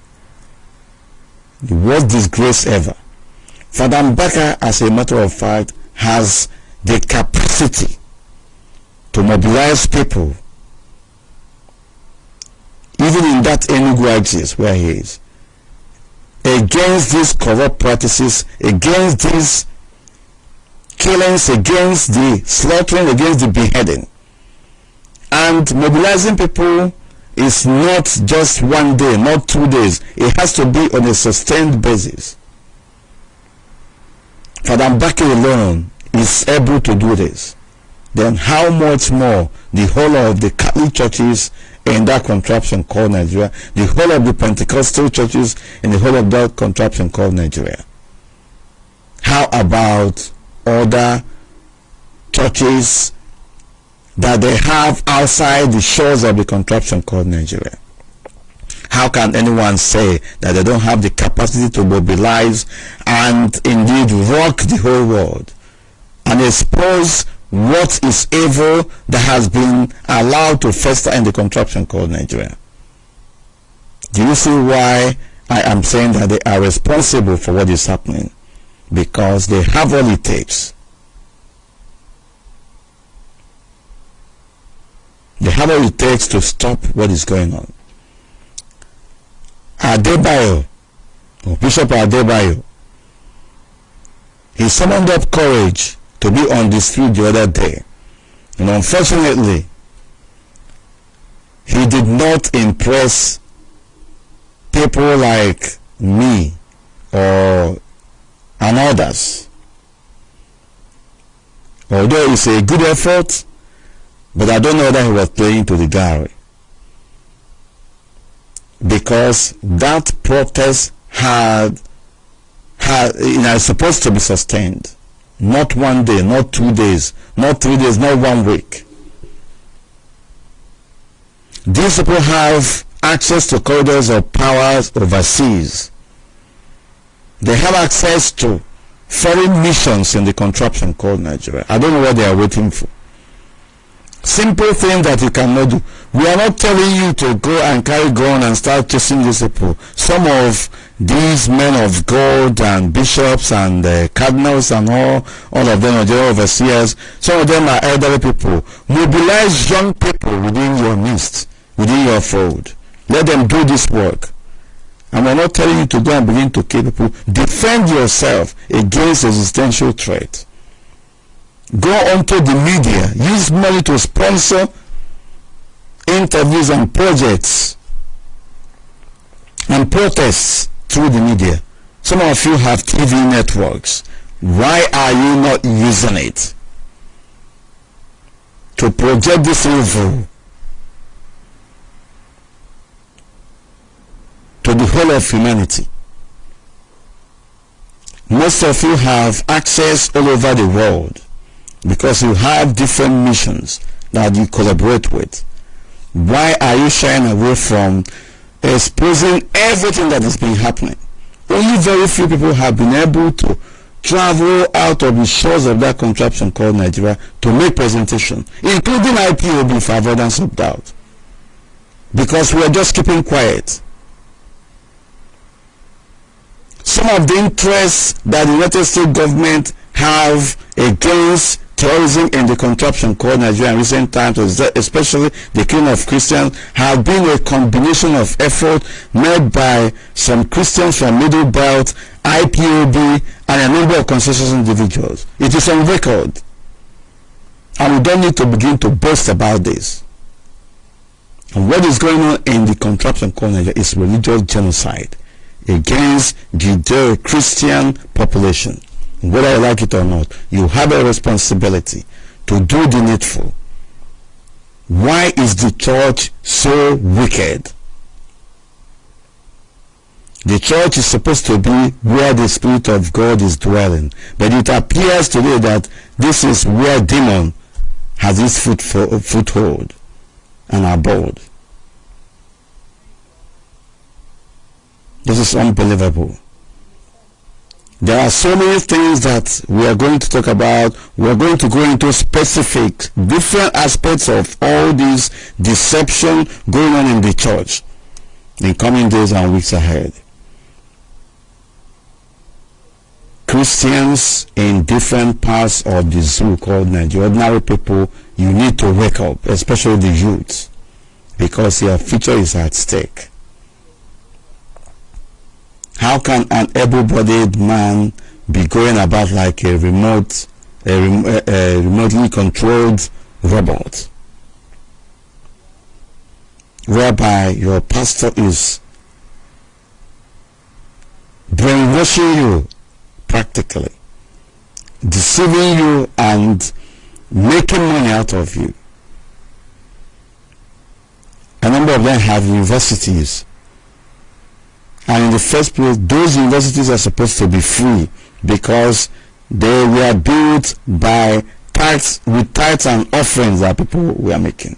So you people have stake in those universities.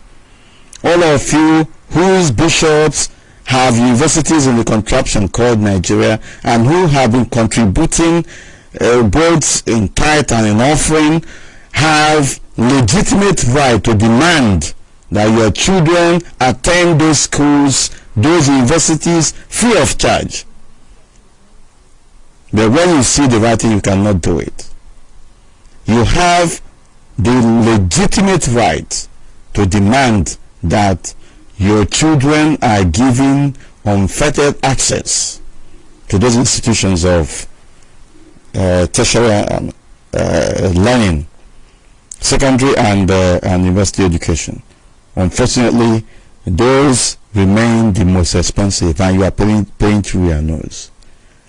And because they are your papa, my father in the Lord and all that, you cannot reason with your head.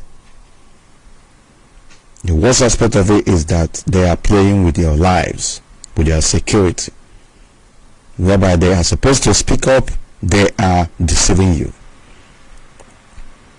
Like I said in the beginning, Sharia law was introduced in the contraption called Nigeria because the church decided not to do anything about it. They are running away from trouble. They don't want to be confronted, and they don't want anyone to confront them. And today we are in the mess that we are in. You have two parallel systems of government in the zoo called Nigeria, and one is militant, the other one is silent, lording it over. The militant one is lording it over you, and there's nothing you can do about it. Very soon they will introduce it all over. They have tried Ruga, and there was a public outcry. Of course, IPOB was also at the forefront of it, and then they withdrew and they packaged it. It is only in Biafland that you have Ruga being implemented by the state governors. They have partnerships with Magban. They have memorandum of understanding with Magban. Anambra state government, Uche, has serious dealings with Magban, Fulani herdsmen. They are effectively running the security architecture. They are part of the security architecture in Anambra. Enugu state, the same thing. They have unfettered access. They have Okada. They have Keke. They rode triumphantly into Enugu state government house unimpeded. Fulani herdsmen. The other day, one reverend father was thanking them for protecting them. Thank you for providing security or protecting us and all that. Uguanyi, you need to check yourself. Willie Obiano, in Ebonyi, the same thing. In Abia, the same thing. Name them. Then, what are you talking about? What else are you talking about? Hope Uzodinma is their agent in Imo. And then people are keeping quiet. This battle is not for IPOB alone. For avoidance of doubt, you must leave your baggage where you have it, where you recognize it. Leave your baggage where you are now and fight for your future. What is going on in the contraption called Nigeria is religious war and genocide, and there is nothing you can do about it, because these people are very much determined and they have agents in our communities, and it is our responsibility to stand up against them. There is never a time evil will prevail over good. There is never a time the kingdom of darkness shall prevail over kingdom of light, unless the children of light allows it, or allow it. This is what is happening now. Those who entrusted our moral and spiritual and even physical feature in their hands to protect us are not doing this, so the things that they are supposed to do. They are now turned rogues. They are now turned looters and corrupt personalities and using the pulpit. Otherwise, why are they not speaking up against all these killings, against armed robbery, against kidnapping and beheading, slaughtering of human beings like animals? How many of them have you heard? Most of them have media platforms. Why are they not speaking up using those media platforms? We are at crossroads, and our people must stand up and do the needful. The church in Nigeria, especially the Christian church, of course, risk being extinct in no distant time. But we're not going to allow certain things to continue for too long. People who are churchgoers people who are members of the congregation of different churches, you must begin to ask questions of your pastors. Why do they move around with security, with police, with army? Why are they being protected with guns and other weapons? But you, an ordinary member of the church, contributing heavily towards the progress of the church, your security is left to your own design. Why are they not even talking about it? The same way that they organize crusade for prosperity and progress and take money from you, should have been the same way they organize crusade for security crusade, where they pray and speak out against the evil going on in the contraption called Nigeria, and called out the perpetrators by their names, because nothing will happen when you expose an evil man or evil group of people. They will scamper for safety. But the so-called fearless men of God are now the timid ones among us, and the worst aspect of it is that they are devilishly conniving and becoming subservient to these evil perpetrators in society. If their position is no more safe, we have to pursue them and send them away and take it over. It is a responsibility of every right-thinking human being to stand up now and not tomorrow, because our future is at stake. Very important. We are going to continue to expose these people because they are the reason why we are in a mess where we are today. The church was also responsible for the genocidal violence orchestrated against Biafrans, for avoidance of doubt, because if they stood up against it at the time vehemently, nothing would have happened. It didn't start today. Even during the Civil War, you had some so-called men of God, of course it's recorded, stealing relief materials meant for other people. Of course, everybody was hungry then. So this deception did not start today. The question is, for how long are we going to keep quiet over it? The most annoying part of it remains the recent killings, brutal slaughtering and beheading. Very gruesome, I must say. I have never, those videos were sent to me and I have never looked at it. I shared that video of beheading of a chairman of CAM, but I never looked at it because I couldn't stand it. I shared that video, but this is the most horrendous, the most barbaric act you can commit or unleash on human being. And today, everybody is moving as if nothing has happened. Are we not evil? More so when those who are supposed to take this on board are in position to do so, financially, spiritually, physically, and otherwise. But they refuse to do so because they are afraid of their lives. Are you kidding me?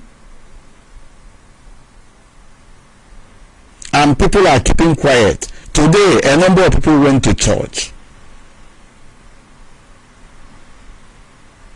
I played the music I played before starting this program because that music, that Christian music, told a lot of stories about what is going on in Nigeria. There is the spiritual aspect of human being that is separate, and it is about God and individual persons. There is also the physical aspect. Both of them will be taken care of. Unfortunately, one has been neglected, and the one that attention has been focused on is the spiritual aspect. And the sad aspect of it is that it is now used for exploitation, not for delivering the healing in the real sense of it. It is now used for accumulation of tithe and offering with a view to building universities, setting up businesses, and favoring people that are close to you, and buying private jets, and of course paying for security. You pay your way through the security architectures you have around you to protect you, and life goes on, and people kept quiet. How many things are we going to say? There are so many things. But one central thing is that the church has let the people whom they are supposed to be protecting down. The church has failed. The Christian leaders have failed.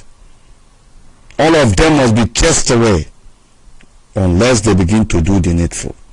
The killing of the Christian Association of Nigerian chairman, his beheading and beheading of other Christians cannot go unpunished. It is the responsibility of the Christian leaders to push for justice to be done on behalf of these people, and for the perpetrators to be brought to justice. If you are afraid of going at the forefront of dealing with this issue, what has happened to institutions like ICC, International Criminal Court, when Catholic bishops of Nigeria employ lawyers to send a communication, Article 15 communication, or as the case may be, to the ICC, alleging that Christians are being slaughtered by the Islamic fundamentalists in Nigeria. And of course with evidence, because evidence abounds. Can you tell me that these perpetrators cannot be brought to justice? And in fact, can't you take on the Nigerian government by yourself? Because the church is a institution on its own, for avoidance of doubt. This spirit of timidity must give way to a spirit of boldness and courage. Otherwise, there is nothing you are doing there. You get out, because you are all deceivers and scammers. People must rise up. Wherever you are, from Biafland to different parts of the zoo, begin to ask your religious leaders questions, because these men are evil. Of course, there are very few of them who are, speaking up, but it's not enough. It's not enough. Your duty is to speak up against evil and to make sure that the society is run as it should be. Some of you will come up with the argument that the church is not involved in politics, but most of you are politicians on the pulpit. So how can you begin to convince us, or any other thinking human being, that you are not a politician, that you are not using the pulpit to politicize the church or Christianity, as the case may be, and in the process selling the congregation with your own selfish interests? Very soon, and when it comes to electoral cycle, you see politicians who never attend churches, they will be at the forefront. They will be giving prominent seats in the church, and you will see some shameless reverend fathers and bishops praying for them. You see some shameless pastors and so-called men of God praying for them and making them saints overnight, because he has donated billions or millions to them.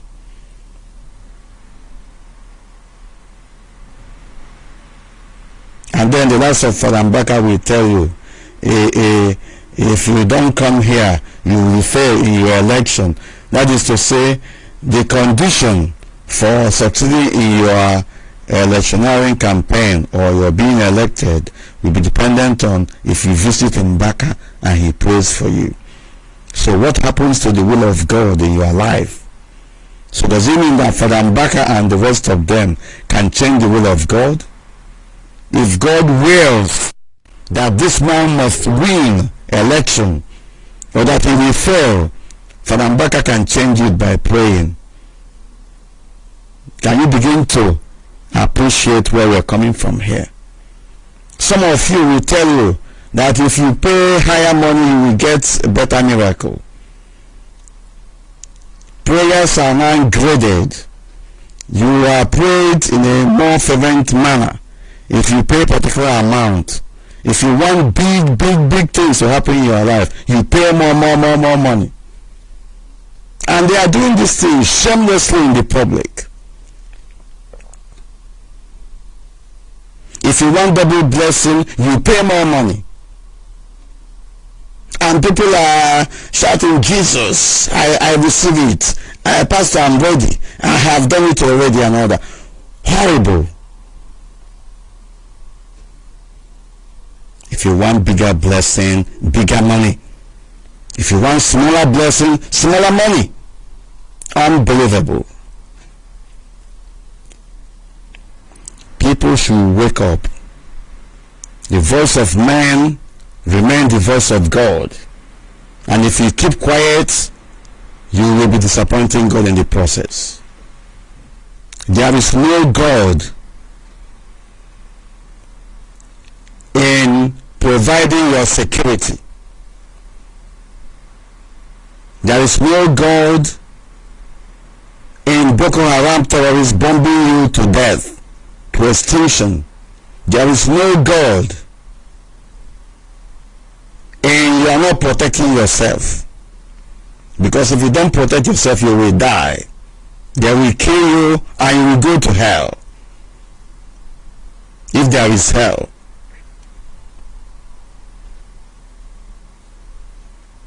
You can only invite God when you are embarking on that journey. Go with whatever weapon you can use to defend yourself, since the government of the day is no longer defending you. You have to take your future into your hands, of course, within the principle of self-defense. The church has failed. The men of God have failed. The Christian leaders and the contraption called Nigeria have failed. Everyone. Corruption has crept into the church, and if you think otherwise, prove us wrong. And very soon you begin to expose all of you, for goodness sake. You need to not only concern yourself with the spiritual welfare of the members of the church, you must also be concerned with the physical welfare of the church members. Otherwise, you are not an accomplished man of God. You are not credible. You must be hiding something. And you are all culpable and responsible for the carnage wreaked by the Fulani terrorists against Christian population in the contraption called Nigeria. And as we speak, you are doing nothing about the latest beheadings. All you can say is, God have mercy. God have mercy. You speak in tongue. You don't pray inside, because your enemy does not know what you are praying against. You have to come out. There are practical things you have to do for yourself in a pragmatic fashion. When it comes to prayer, God will do his own. But when it comes to protecting yourself, there is no God there. You have to do it, because God has given you the intellect. God has given you the life. God has given you the strength.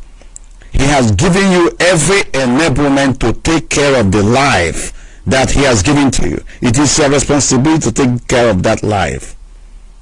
If you don't take it, if you don't take care of it, then that life will be wasted and will be gone. Let no man deceive you about the issue of your security. The heaven will not pay for it. You have to do something here on earth to protect the lives that God has given to you. Even criminals succeed if they work hard. Criminals and robbers, they pray to God as well, and they have faith in what they are doing, and they go on operation and succeed because they are hardworking and daring. So this thing has no magic attached to it. This is just part of spiritual principle, natural principle. If you work hard, you achieve success. And if you don't get success on your first or second try, that means that you have not applied certain things the way it should be. You keep trying. But the worst aspect of it is that we haven't tried as Christians to start with to defend ourselves, not to talk of succeeding.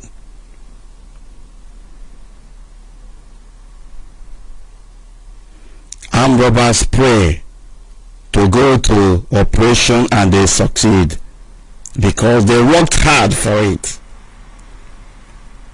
Do you know that there is faith as well in committing evil? But what makes the difference is principle of good and bad. Is what you are doing right or wrong? So let these people stop deceiving us. If you like pray from morning till night, God cannot change the situation in Nigeria. You, the men, the living, will have to change it. Because God has given you the intellect, the enablement, the physical ability to change things. When you move God into action. It's simple as that. Let us stop deceiving ourselves. Let us all rise up and challenge those Christian leaders in our society to begin to do the needful, or they get out, because there are so many people who can actually occupy that position. Identify the evil one among them and call them by their names.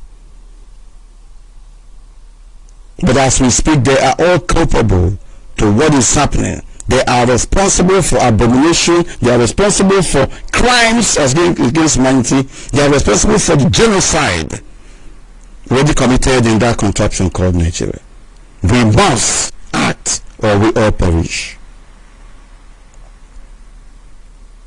There is no diplomacy when it comes to your security here. There is no speaking in tongues. It is either you provide security for yourself or you don't provide it, and then fall prey to those who are more security, who are more sophisticated security wise. If you don't take care of your life, somebody will take care of it for you, because you have absolute control over your life in that sense.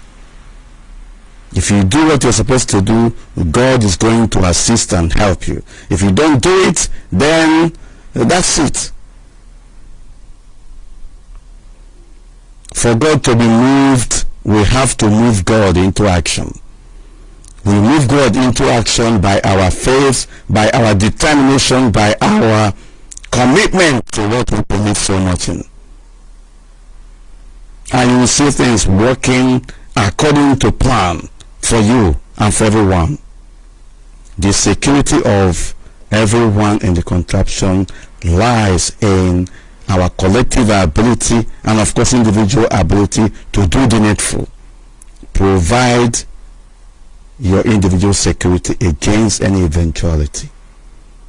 Men of God must speak up against evil. They are ordained to stand against evil. Not only praying, but working practically in a pragmatic fashion against it. So far, we haven't seen that. Once in a while, one or two of them will do one or two things, and then we clap for them. But after that, they will go back to sleep. Is it what we have come for, to achieve in life? This church was fought for by somebody and a group of people. Otherwise, we wouldn't see it the way it is. Your own cannot be different. If you are not hot, if you are not cold, you will be spit out of the mouth. You are all familiar with that. I'm not preaching here because I'm not a preacher, but we are going to base what we are doing on common sense. It is commonsensical that you provide superior security for yourself in order to counter your enemy, or those who are coming to attack you, or your assailants. That is on the physical side. There are other things you can do. Some of you, like we said before, you have media platforms, you have TV platform. Why don't you host security conference there? Why don't you call on the government? Why don't you call on those perpetrators? Call them out by their names.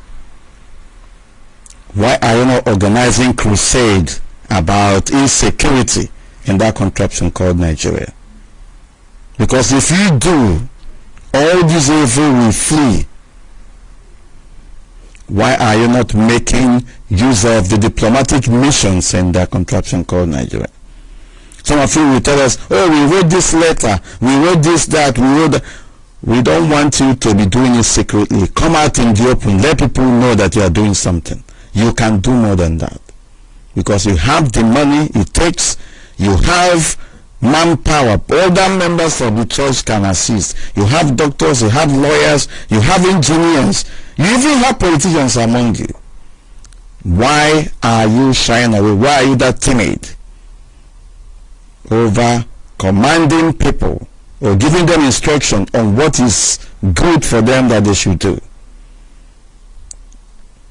Our people must indeed wake up from this comatose state that we have found ourselves in. As always, IPOB will stand in the gap for those who cannot stand for themselves. There is no religion here. What we see here is principle of humanity. Every man is equal before God, and we must do the needful. A sizable number of IPOB family members are Christians.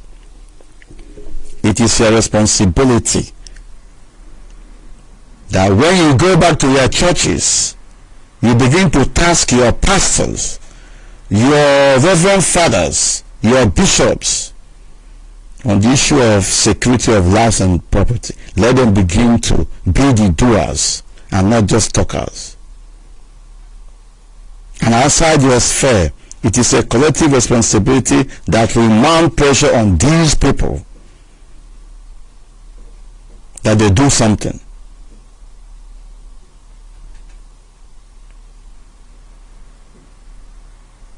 As we speak, there are reports of several hundreds of people killed or massacred or slaughtered by Boko Haram terrorists and bandits in northern part of the zoo called Nigeria. Even in Biafland, there are kidnappers now. The men of God are keeping mute over all these things because they are also afraid of being kidnapped.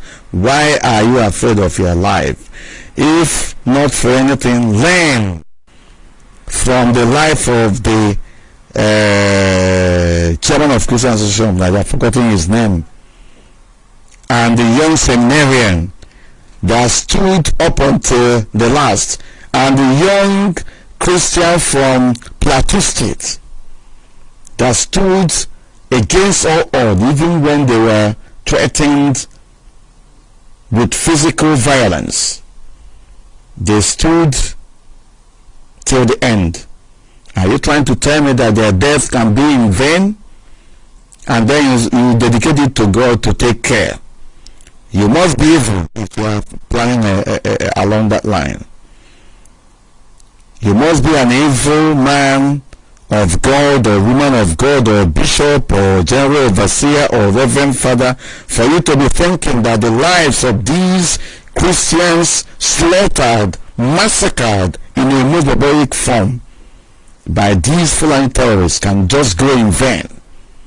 And then you dedicate it to God. May their souls rest in peace.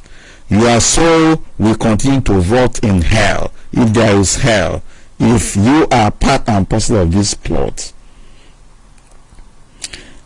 These men of God must be chased out of the pulpit. They should be on the street. It is not yet over. If they don't do it, they will never have peace. If they don't do it, then we know that the corruption actually we are talking about has its headquarters in the churches, especially the Christian churches. You were warned there is going to be a revolution in the church, and you're not going to survive it. We want militant Christians who know what it takes to defend Christianity. We want radical Christians who, of course, know what it takes to defend Christianity.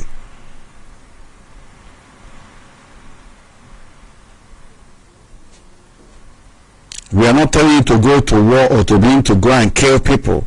You need to equip yourself against this onslaught, against this barbarism going on in the zoo called Nigeria, against this terrorism, against this genocide. It is not a crime that you defend yourself, because the government of the day is busy arming these militants. These are Amajoris. They survive through violence. If you remove violence from them, they will all become poor. These people are blood suckers. They drink human blood. Don't you see how they are slaughtering human beings like animals? Going back to Stone Age. That is what the zoo called Nigeria is like now. Our people must do the needful. It doesn't matter what anybody thinks. Begin to do Facebook lives against Christian leaders in Nigeria. They are not going to escape it until all of them recognize that they must do the needful. It is not only preaching the gospel on the pulpit. They must come out on the streets and challenge the evil that's going on. They must make use of the diplomatic channels around the world. They must make use of the institution of government around the world. They must make use of the headquarters of their churches around the world. They must mobilize their members. It is not an appeal to them. It is a challenge. It is a direction. It is an instruction to them. You must have to do it. You have no choice. Otherwise you won't have peace, because you are evil in the first place. You are part of the evil we are talking about. People must rise up and do the needful, because evil thrive, abomination continues to grow when men and women who are supposed to speak up don't speak up. 80% of our problems are coming from the church, the religious leaders who kept mute and criminally silent over evil. Because if they had come out, people will support them, and such will not have happened. We cannot allow them to get away with this one. This beheading, I don't know the Christian Association of Nigerian chairman. I don't know whom he is, for avoidance of doubt. I don't know so many other people that they beheaded. But it is a fact that these people are going to come for each and every one of us someday. And we begin to do something now. It is late but not too late. These men of God must live up to their responsibilities. The young Christian men and women must live up to responsibility. We must come out of our comfort zone. The zoo, the Nigeria you are seeing, the Nigeria you are now clamoring for its progress, is actually a den of evil that will consume you. There is evil everywhere, but I think its headquarters is now in the church. Withdraw your financial support from those churches that don't care about your physical welfare. Withdraw your financial support from them, because they are milking you to death. This is a charge. This is a challenge. And I will personally continue with it. This is just there is going to be a campaign against the church in Nigeria, against the Christian leaders in Nigeria, until they begin to do the needful. Because I'm a Catholic and I will start from the Catholic Church for avoidance of doubt. Doesn't matter what you people think. If this is what I achieve in my lifetime, I will be glad. And don't underestimate the result behind this for avoidance of doubt. You must do the needful. The church must be corruption must be getting rid of in the church. You must begin to defend the people. It is not an appeal. It is a must. It is an instruction. And that is what good men and women across board will want to see.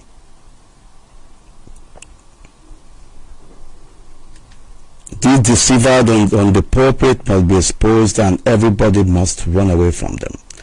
This will be a further presentation for evidence of that. I've talked too much. If anybody wants to make contribution, they should make, otherwise I will of course proceed to ending this program.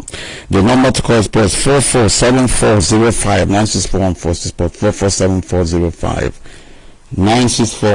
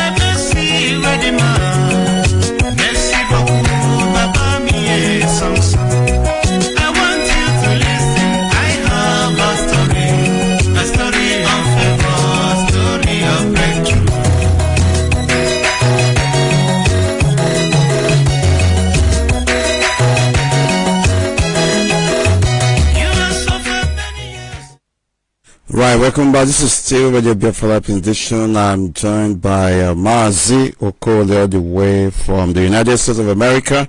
Can you hear me? Good evening from here. Welcome to the program. Yes, Mazi, greetings from the state of New York. Right, thank you. Thank you very much. And greetings to our Supreme Leader and my fellow Biafrans who are working so hard to make sure we go back home to our motherland.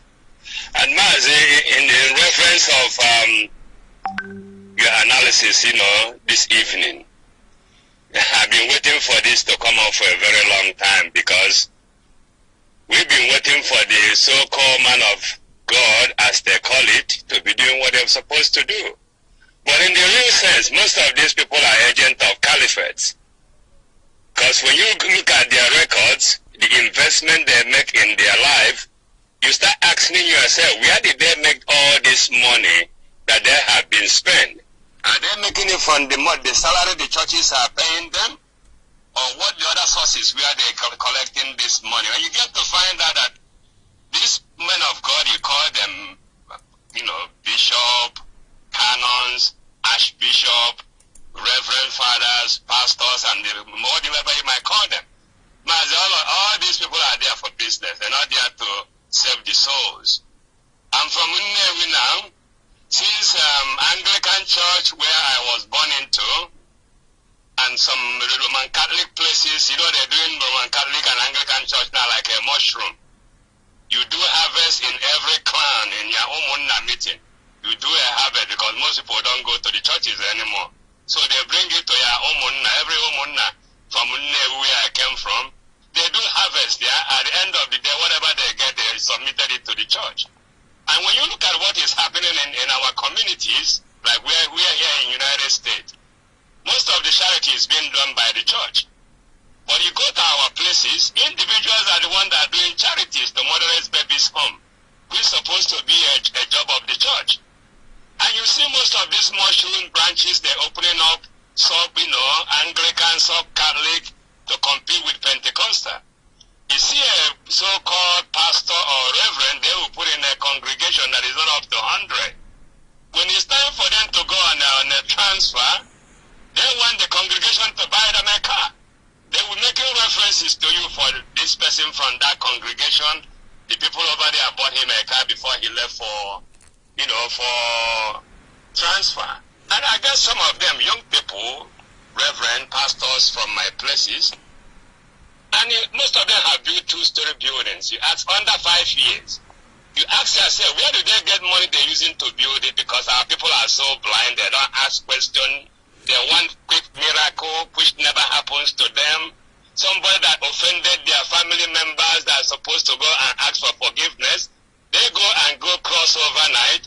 They go do all nonsense our people are doing. And you look at them, they look so stupid, And when some of them, when they come to talk to me, I say, listen, you believe you do go crossover, you go fall down and die, and the rest of them, go to your pastor, let them do something for you.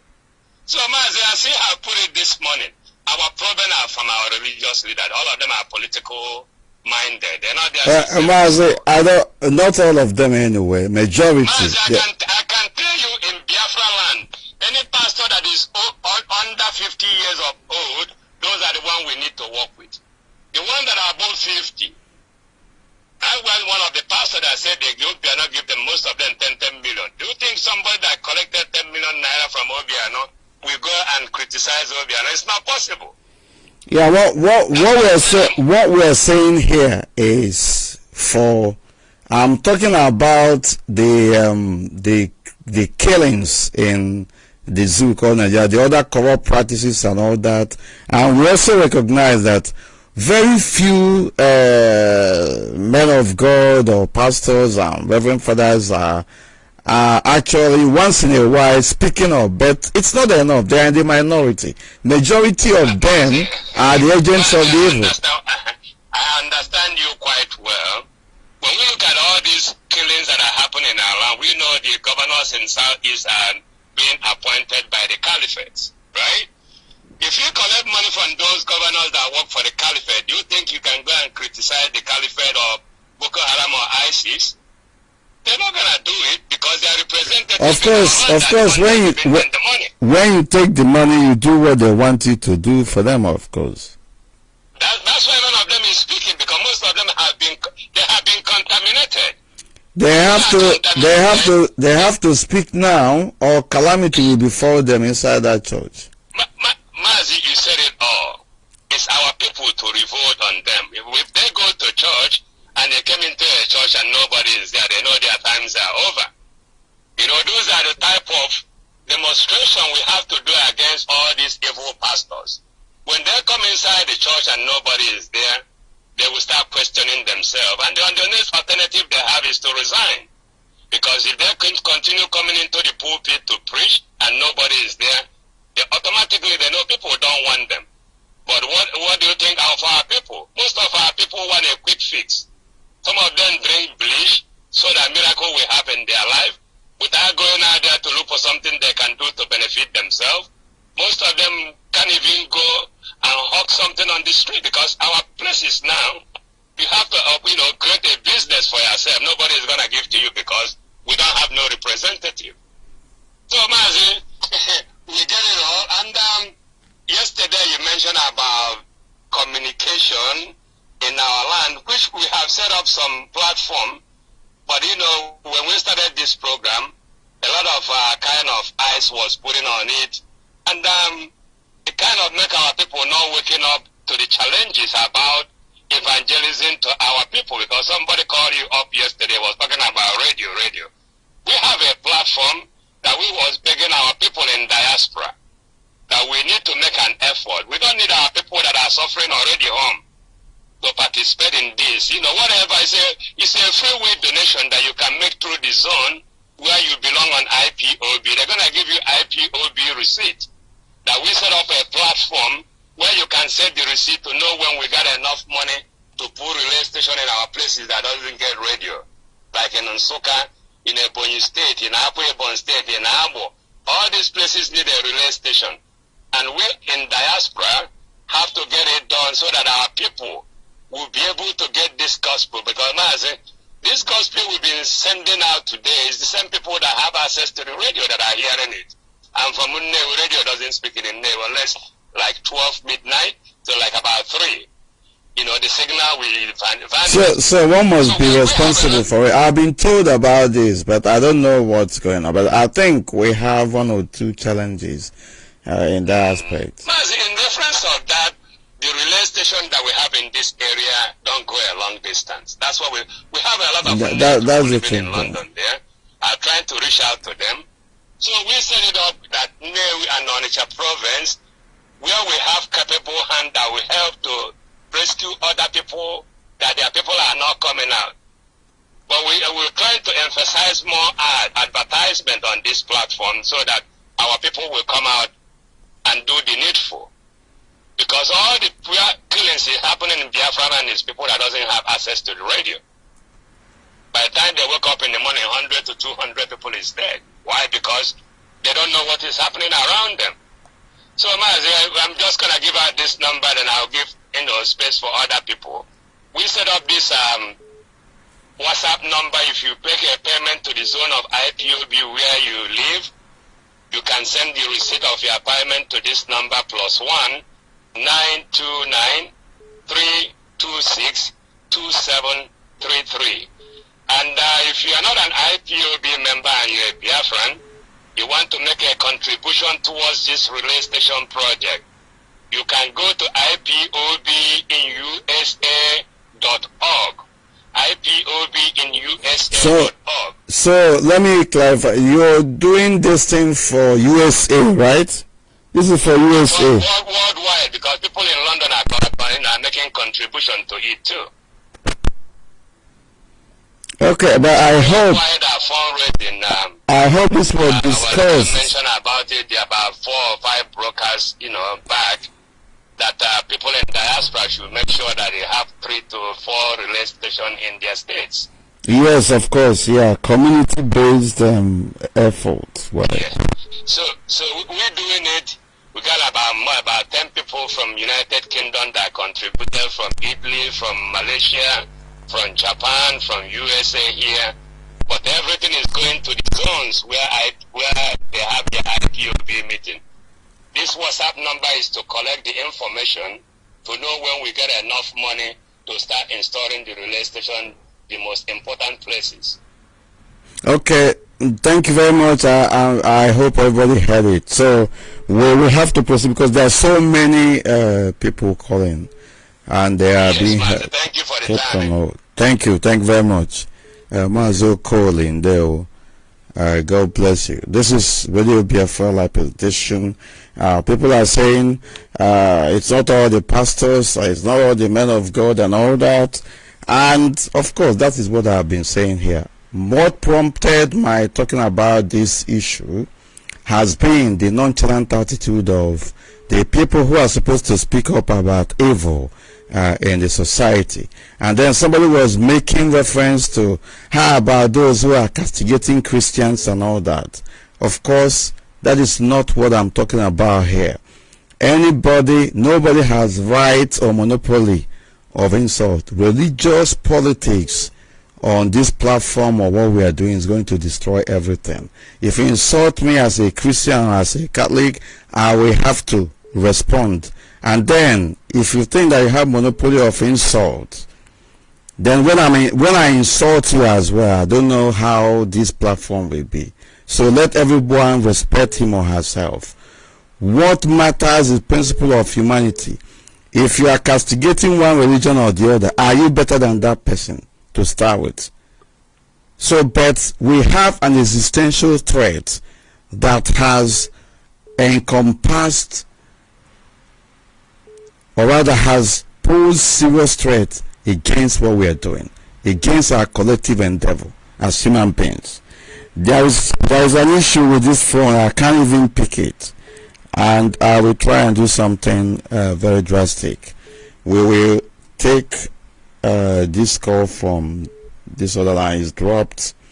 So what I'm trying to say, for avoidance of doubt, is for people who are saying castigating one church or the other and all that, you are all in the same platform. You can't be castigating anybody because you are not perfect yourself. And at the end of the day, even the people we are castigating are more in number on this platform. So let everybody keep quiet over certain things that he will not or she will not win over.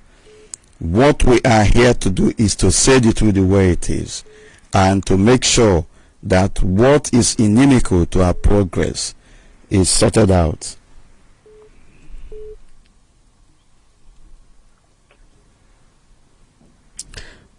Yeah, can you hear me? Call on the phone. Good morning. Good evening from here. Good evening from here. Welcome to the program. Who is speaking? I can't hear you, brother. You can hear me. Oh, maybe it's network. I can't hear you. Well, I don't know what's going on. I'm very sure people are hearing me, and I don't know why you're not hearing me. I can hear you, of course. I will continue. Maybe you are hearing me, but I can't hear you. My name is Amaze Chukunenye, a native of Oka North, province Biafland. I'm calling right now from Italy. Right, thank you. What we are discussing about the men of God, even if you say that it's not all of them. Okay, tell me the one that is doing something among them. Which one is the person doing something? One of the things is that they are afraid of die. You know, this person, I don't know if this is, I know what the one died, but they want to go heaven. Your people, the person that is... Are you aware? Let me tell you something. Are you aware that there are reverend fathers and pastors who are also members of this family? Maybe 5 or 10 is missing. And you are comfortable with the 90, moving ahead with the 90. While your Bible tells you that if one is missing out of the 100, you have to leave the 99 and go and look for that one. But they are ready to leave the 10 that go. Leave that 10 for God and continue with the 90. And small time, 25 will go out of the 90 remaining. And they are ready to continue with the remaining one. This is not what the Bible teaches them. What they are after now is their money. And they are the most, they fear more than the ordinary people. Because they cannot walk alone. But the ordinary man can go to market and buy his food and whatever and come back. So these people are there just for their own benefit. People going to church, I don't think you are just doing it for your... you need to reason very well and know that these people are not there for you. I was a very, very strong member. I go to church. I have a participate ministry. I know how much. I didn't pay more than 1,000 each on Sunday. Just if I want to do often, I will do more than 200. But when I realized that doing this thing is like wasting my time, wasting my money, I stop it. Am I not living healthy and strong today? Maybe I'll be thinking that it's because of this thing that I'm doing that I'm living healthy or making it in life.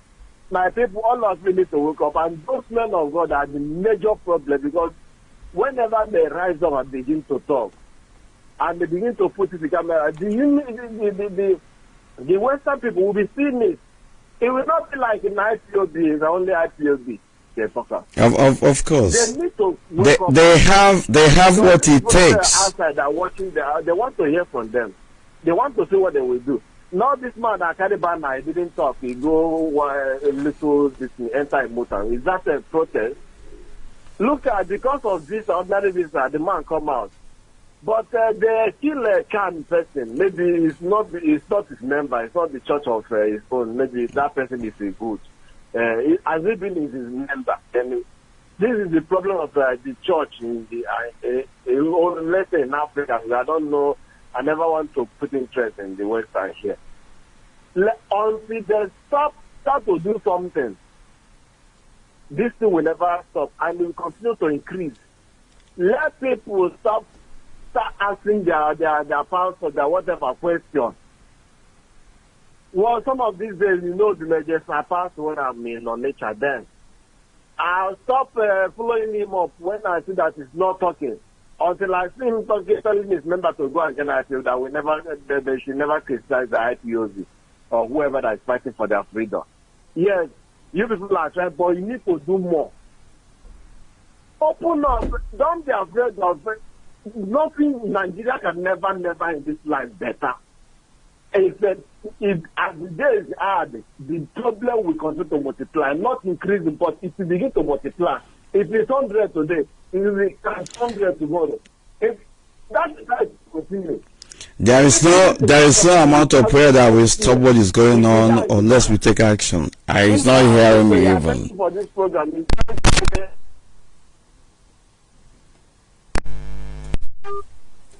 We're not sure why. He said he's not hearing, but I was hearing him. Of course, we remain whom we are here and has no apology to render to anyone. The problem we have is from the church, 80% of it, because those who are supposed to speak up are not speaking up. Can you hear me? Good evening from here. Yes, sir. Yes, sir. Can I hear you, my honorable deputy Uche from Mefor? Yeah, good evening. Welcome to the program. Yes, sir. My name is Chima Joseph Onyechukwu, and Chima Joseph Onyechukwu is calling from Okafor in the second side of Biafland. I love this your analysis this evening, but before I start, I say may God Almighty keep on strengthening my Maznam the can and bless him. And may God Almighty, who brought him in this commission, keep on protecting him until he celebrates Biafra with us, because I know that our leader Maznam the can have restored Biafra for us. And that what I have upon there and his generation, he say, and you especially, he promised us that he never allow this platform to see corruption. And as I'm speaking with you, you still stand on your word. My AK will keep on guiding you, because you have proof to the world that you can trust, that the world can trust a Biafran, because they say that Biafra cannot trust a Biafra, but you stand on your word up to date to prove to them that Biafra, the name that you are giving to us, is not what you are answering. And say, may God Almighty keep on guiding you and this brother Biafra in the name of Chukwu Kabiama. You say, and you too, of course, you are doing something on your own. Everyone is doing. Yeah, and like for example, in this year analysis this evening, this is one of the problems that our people is having, because the worst part now, the Christianity and we, the people that, especially people that even call themselves that they are child of God and they are man of God, they have used the churches, the Lord, to even be eating them, their brothers and sisters. You will see somebody, the people that they are killing is their member. What the man will do, or the man of God will do, or the reverend, or whatever that is answering, maybe in that place that are even burying the person that the so-called Hausa Fulani or Muslim or whatever killed. They will start there and be announcing how they will get another money from the church. Without even thinking, this is the thing that this person have done. What will we do to stop this thing? That is not what is disturbing them. Like what's happened to the can in the they don't even want to ask anything about it. They just do noise. That one don't go on. Without even knowing, tomorrow it might be you. We are saying, what will we do for we to stop this calamity? What will you do for we to start this atrocity? It's not their business. What is their business is how many mansions the man of God have. What they are doing, how many cars that you want to ride the highest car on earth. That is their problem. They don't even want to care about the people that is bringing it. They don't even want to care. You will see a man of God, someone that calls himself a man of God, someone that is coming, that is collecting that thing. Some of them are not even eating a plate of food, but because of what is coming out of your mouth, they're able to do anything, because that everything that is coming out of your mouth word without even knowing that it's not coming from your heart. So, my people, this is the time that we need to do the needful, because we need to correct all this type of things. Because we don't correct it. Look at the so-called Baka, whatever that is calling.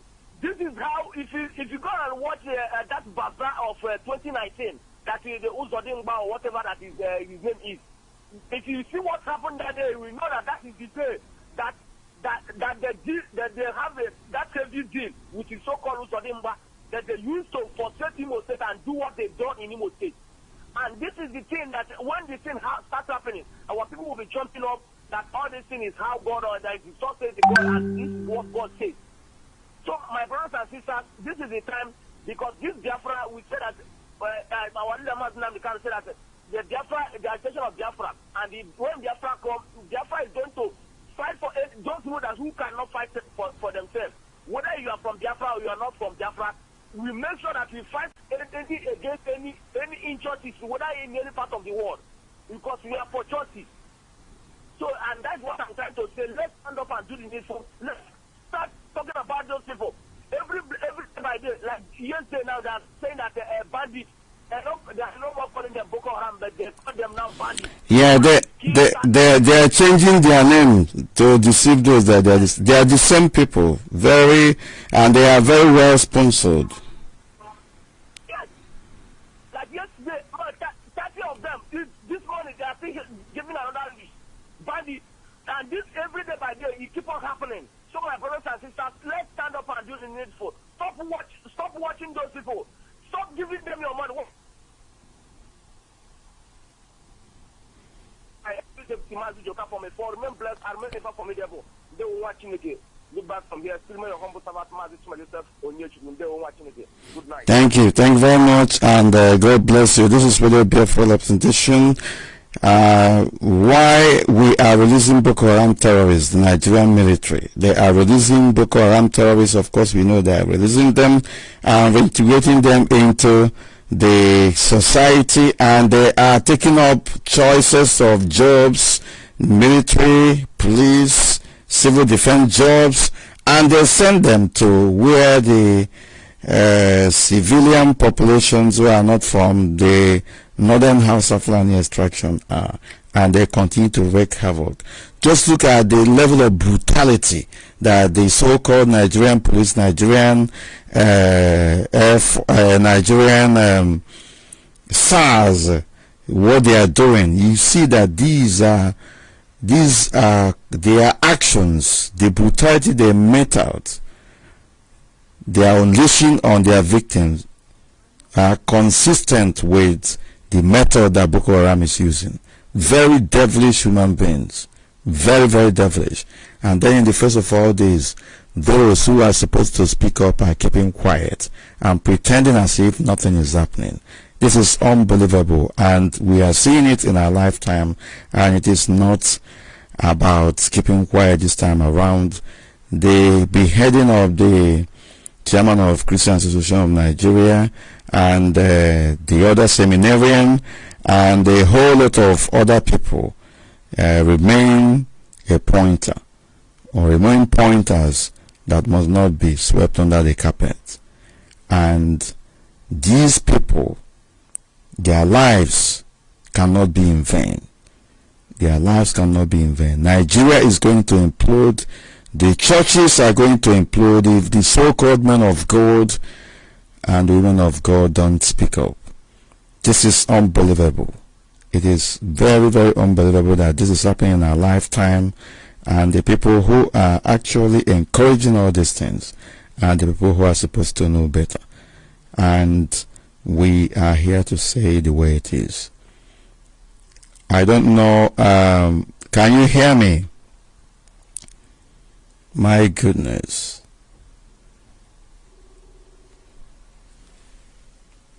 Good evening from here, can you hear me? No. Yeah, good evening from here. Yeah, Mefor, thank you. Good evening, Master. Welcome to the program. Yeah, this is your brother. My brother, it's like you're lamenting this afternoon, and It's really unfortunate. It's really unfortunate.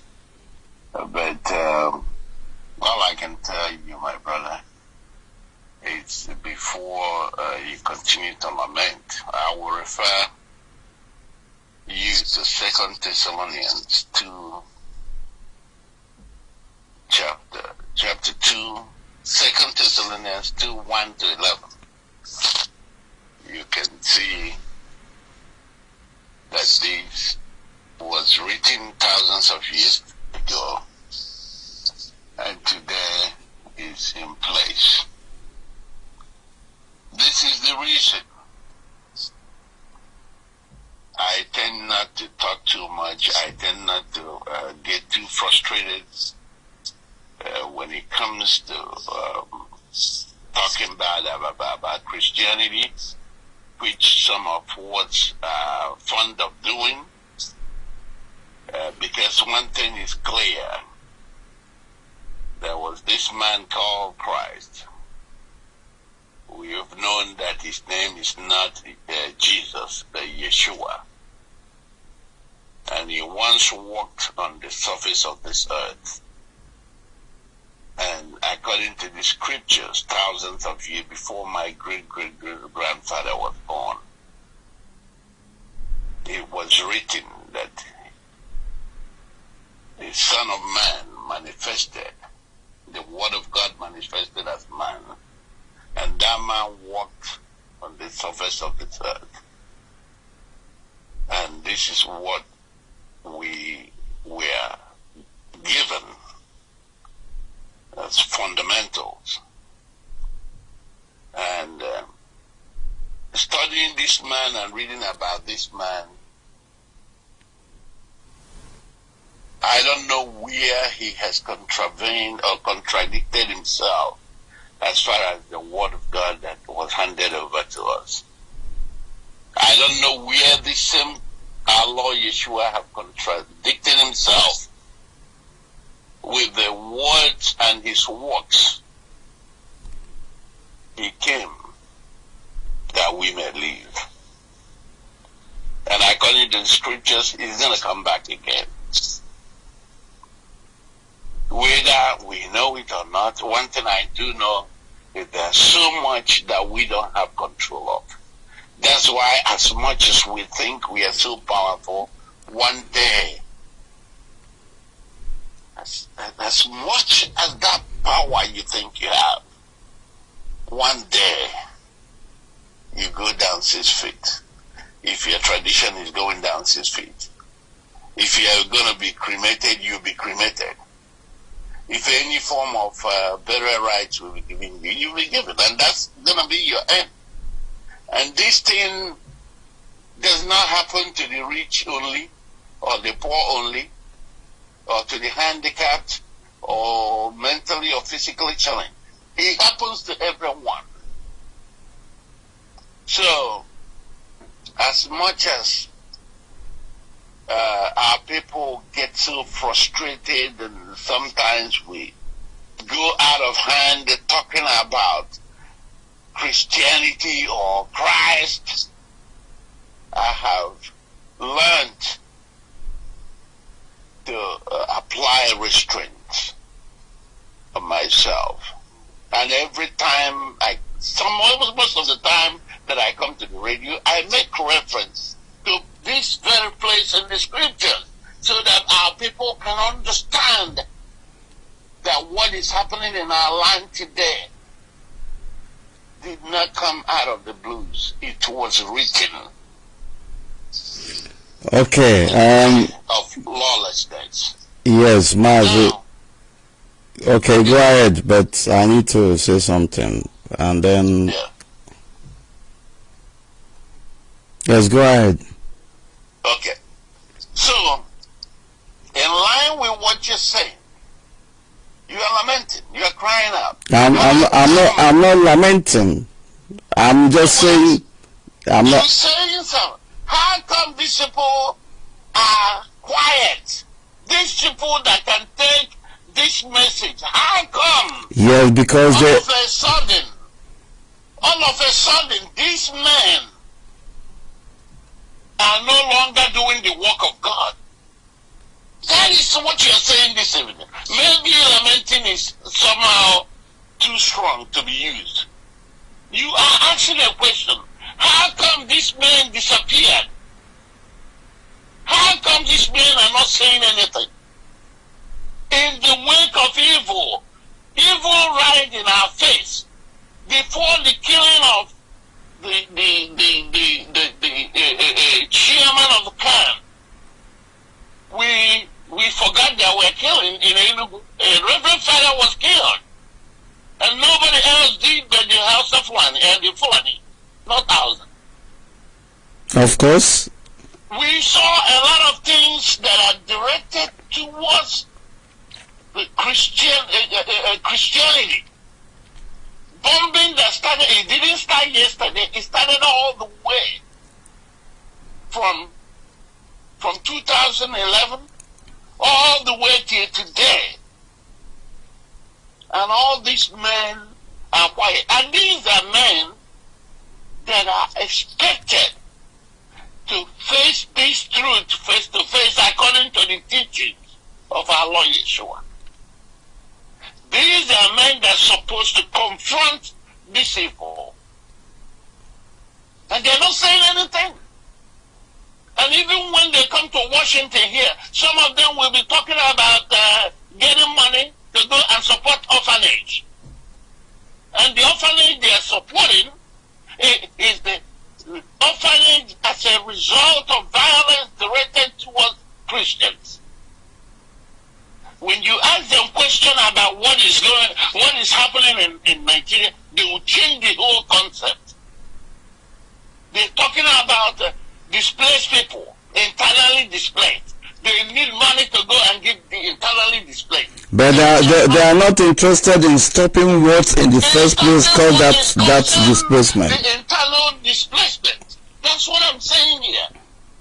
They are not interested. Even when you ask them questions, they are given opportunity to provide that information. They will go around it and then turn around and ask people to pray.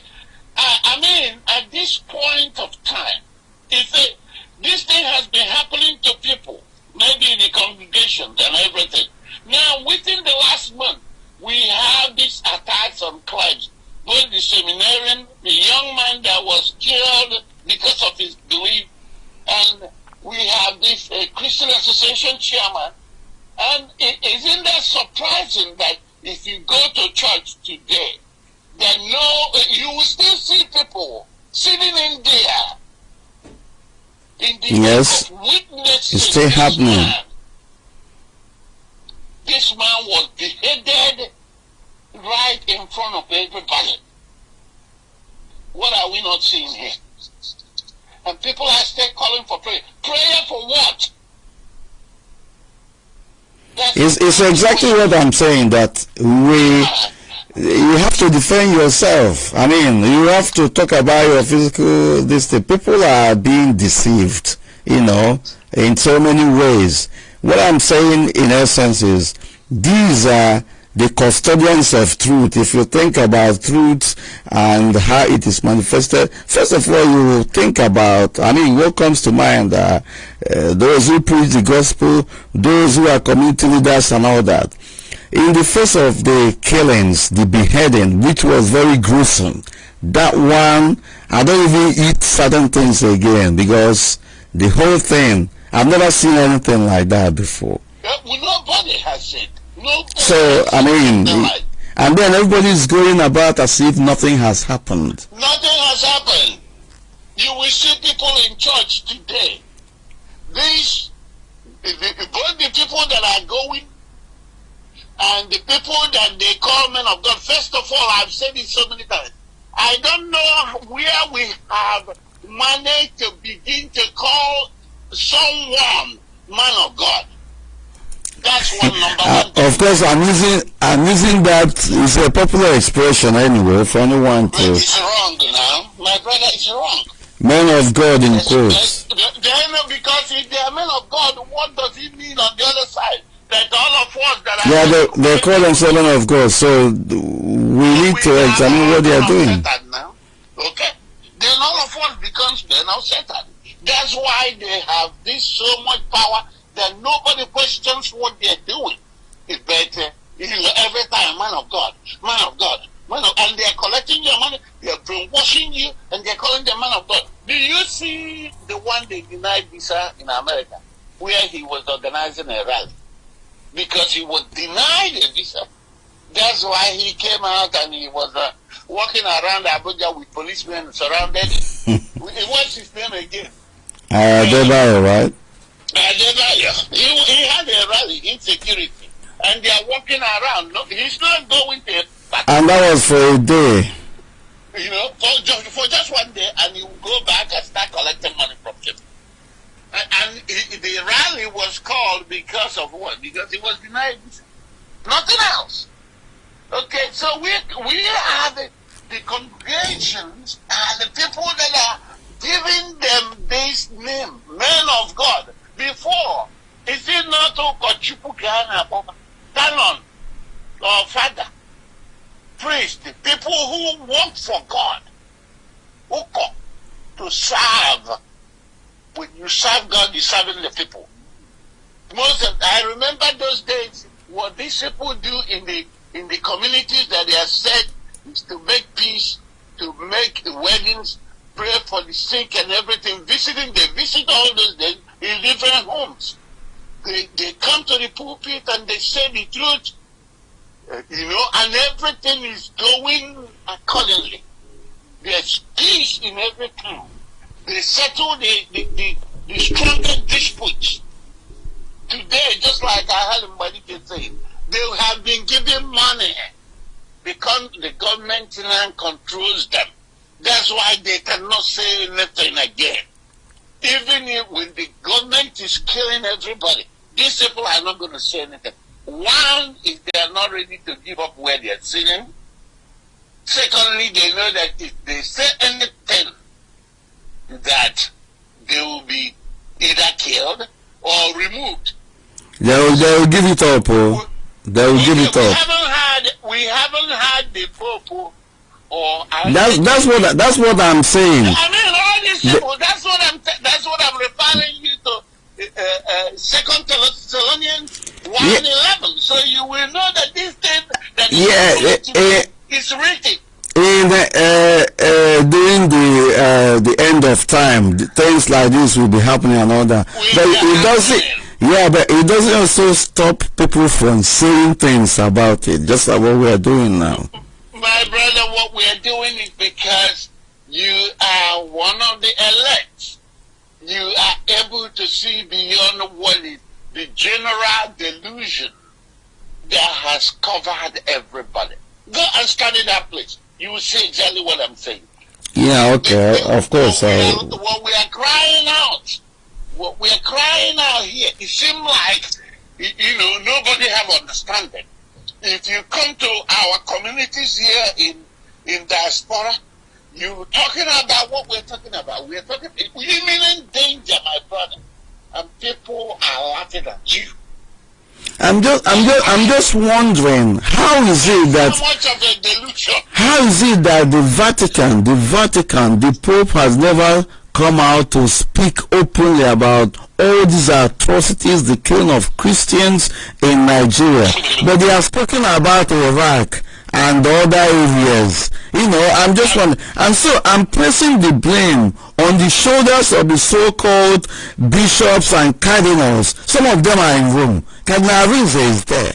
He's almost a lifetime resident of Vatican. And then there are so many of them there.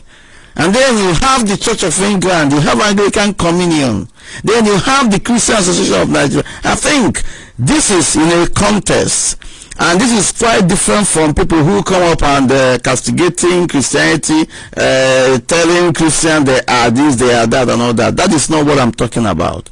But evil is evil. That's not what you're talking about.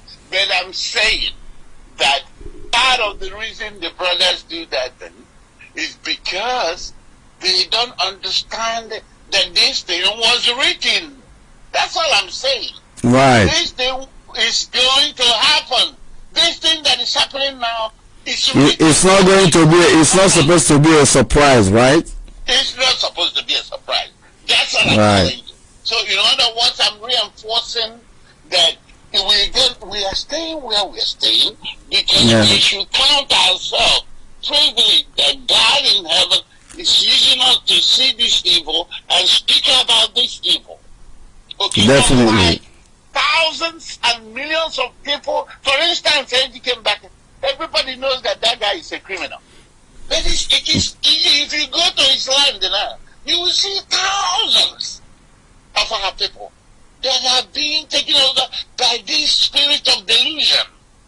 They believe there is everything. I don't know that it was. There was. I think it was last month. Yeah, it was last month. Hope Uzodinma, after fraudulently predicting his victory, and actually the Supreme Court fraudulently gave that victory to him. He came and promised Mbaka that Buhari is going to complete their particular church building within last month, end of last month or so. And then you begin to wonder, that is what I'm asking, this money that they are bringing from Abuja or from Hope, was it budgeted was it in the budget? Was Adoration Ministry part of the project that these millions will be donated for, and all that? So anyone thinking woman will begin to ask himself, including Father Mbaka himself, if he's not crooked. You know, it's very unfortunate. Joshua, all of them, my brother. Let me just read you 2 verses in what I'm talking about. And this was written thousands of years ago. So that, and I will edit so that other people may make their contribution. In verse 3, it says, 2 verse 3, 2 Thessalonians 2 verse 3, it said, don't let anyone deceive you in any way. For that day will not come until the rebellion, this is a rebellion happening now, rebellion against God. A rebellion occurs, and the man of lawlessness is revealed. That's what is happening now. The man doomed to destruction, that is what is happening. He will oppose and will exalt himself over everything. What is happening in our place right now? That's what is happening, the man of lawlessness. And everything that is called God.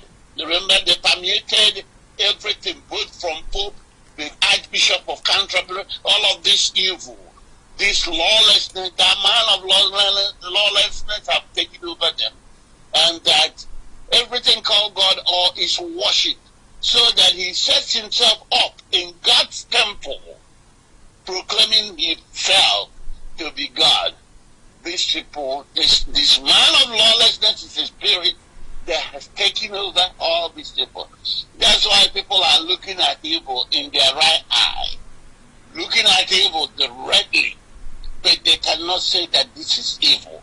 This is why women are being butchered, and pregnant women, their fetuses are removed from their bellies, and nobody is saying anything. This is why people are being beheaded everywhere on a daily basis. I mean, nobody is saying anything because the man of lawlessness is in control right now. Okay? Yes. But if you go down, it says stand firm from chapter 13. I'm going to leave it for everybody to study. When you got to stand firm in all these things that is happening. It is not by accident. It is written. The main thing is that no wonder our leader says that the coming of Biafra is the kingdom, the coming of the kingdom of God. He said this, and a lot of times people tend to doubt this young man. No wonder this young man said that Biafra is the kingdom of God on earth.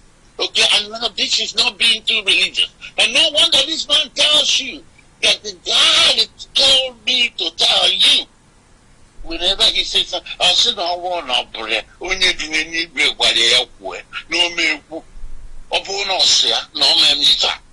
Okay, so you see where all these things is heading to. My brother, these things are written. Our job is to continue to stand firm. And the only way we can stand firm is through the Spirit of God, which is truth. Truth. And we have to speak out as well, because if you don't speak out, evil will thrive. No, the truth is not inside. The truth manifests out. You gotta speak it. We gotta stand on the truth and continue to speak it. But the most important thing that we do in all these things is to humble ourselves even in the wake of speaking this truth. Because the Almighty God, who is the creator of heaven and earth, the most powerful God, who has exalted his words above his name, will and shall accomplish that which he has said. Instead, the entire world will pass away. That's his word. And I will hold him. That's the only place I'm holding him. That's why I say to you, remain strong, remain faithful. God in heaven is here. Thank you. Thank you very much. Thank you, my brother. Thank you very much. Thank you, and God bless. This is Radio Biafra presentation, the voice of Mazi Obienu, all the way from the United States of America. Of course, we are still on this matter for avoidance of doubt.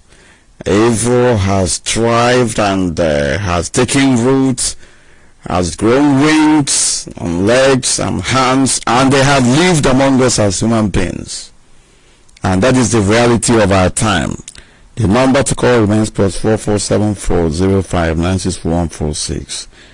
We shall, of course, continue to take these calls if other calls are not coming. I don't know what is going on here. Right, can you hear me?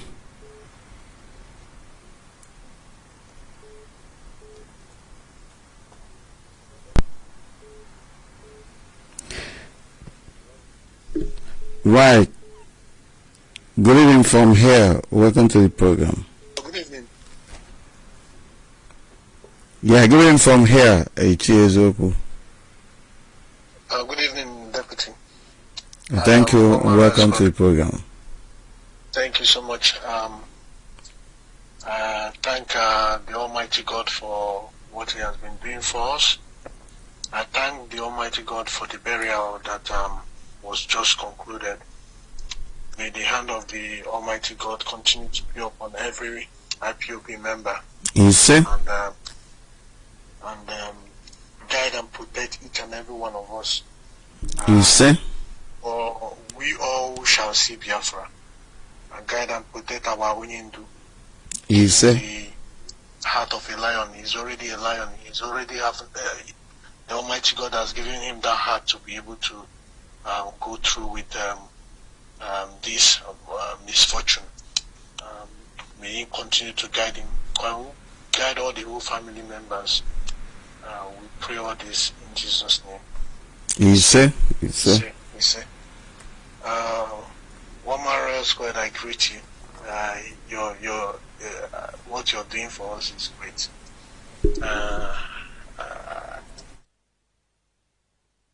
Continue to guide you too and protect you, because it's not easy. It's not easy. Guide every IPOB member. It's not easy, but we thank God. They thought we are going to they're going to do whatever they like to us, but it has been proven that it's not all they plan that is going to work. Yes. I can rightly thank Senator Abaribe for his wonderful work. We thank him. Senator Abaribe has remained very constant and very stable. And focused as well. We really thank him. He's our man anytime, any day, and God will not allow anything happen to him. You see? We stand by him anytime, any day. What he's doing is we really appreciate what he's doing for us.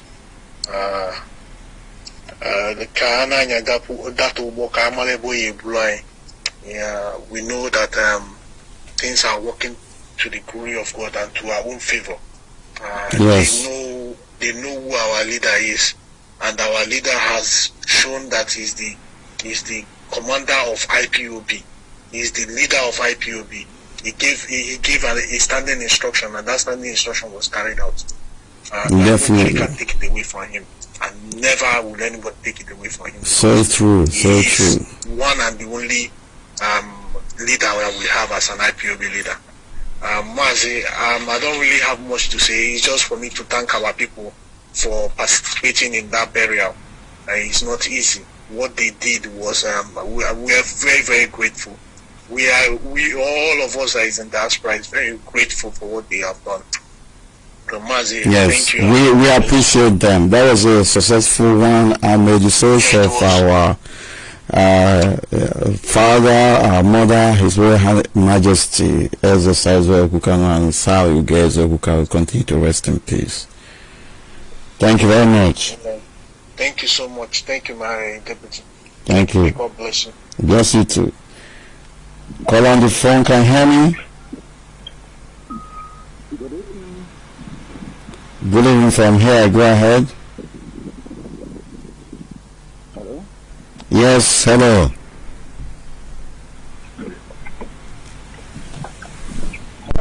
Can you hear me? Can you hear me?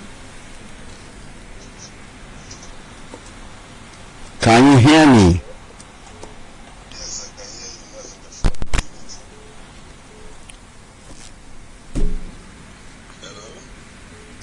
Yes, I don't know. Welcome to the program. I don't know what's going on with this line. Yes, go ahead. Welcome to the program. Good evening from here. Good evening, Mazi Mefor. Good evening, wonderful people of Biafra all over the world. I want to use this opportunity to thank every hardcore Biafra that have made our leader proud by honoring the burial of the full parents, the king and the Lord. Yes. And at the same time, I want to send my condolences to the family of Kanu, the immediate family of our dad and mom that passed away by the Zoo army, because it's Zoo army that killed them. Yes, of course. They brought about the circumstances that led to their passing on. Simple as that. Yes, of course, Mazi Mefor. I was there to witness to see by myself with my eyes the weight of the bullet these people unleashed on that house, and if you see the weight, the holes, and you imagine how we have our beautiful parents survive that attack. They went there to kill every moving thing. Yeah. And they demonstrated it and proved it. It was God that saved them, Exactly. So, of course, that rumor did not depart from them. They end up killing 28 people. Yeah, very unfortunate. May their souls rest in peace. Of course, Biafra shall be restored, as we always say, on their behalf and in their honor. Go ahead, please. Yeah. For this is another revelation.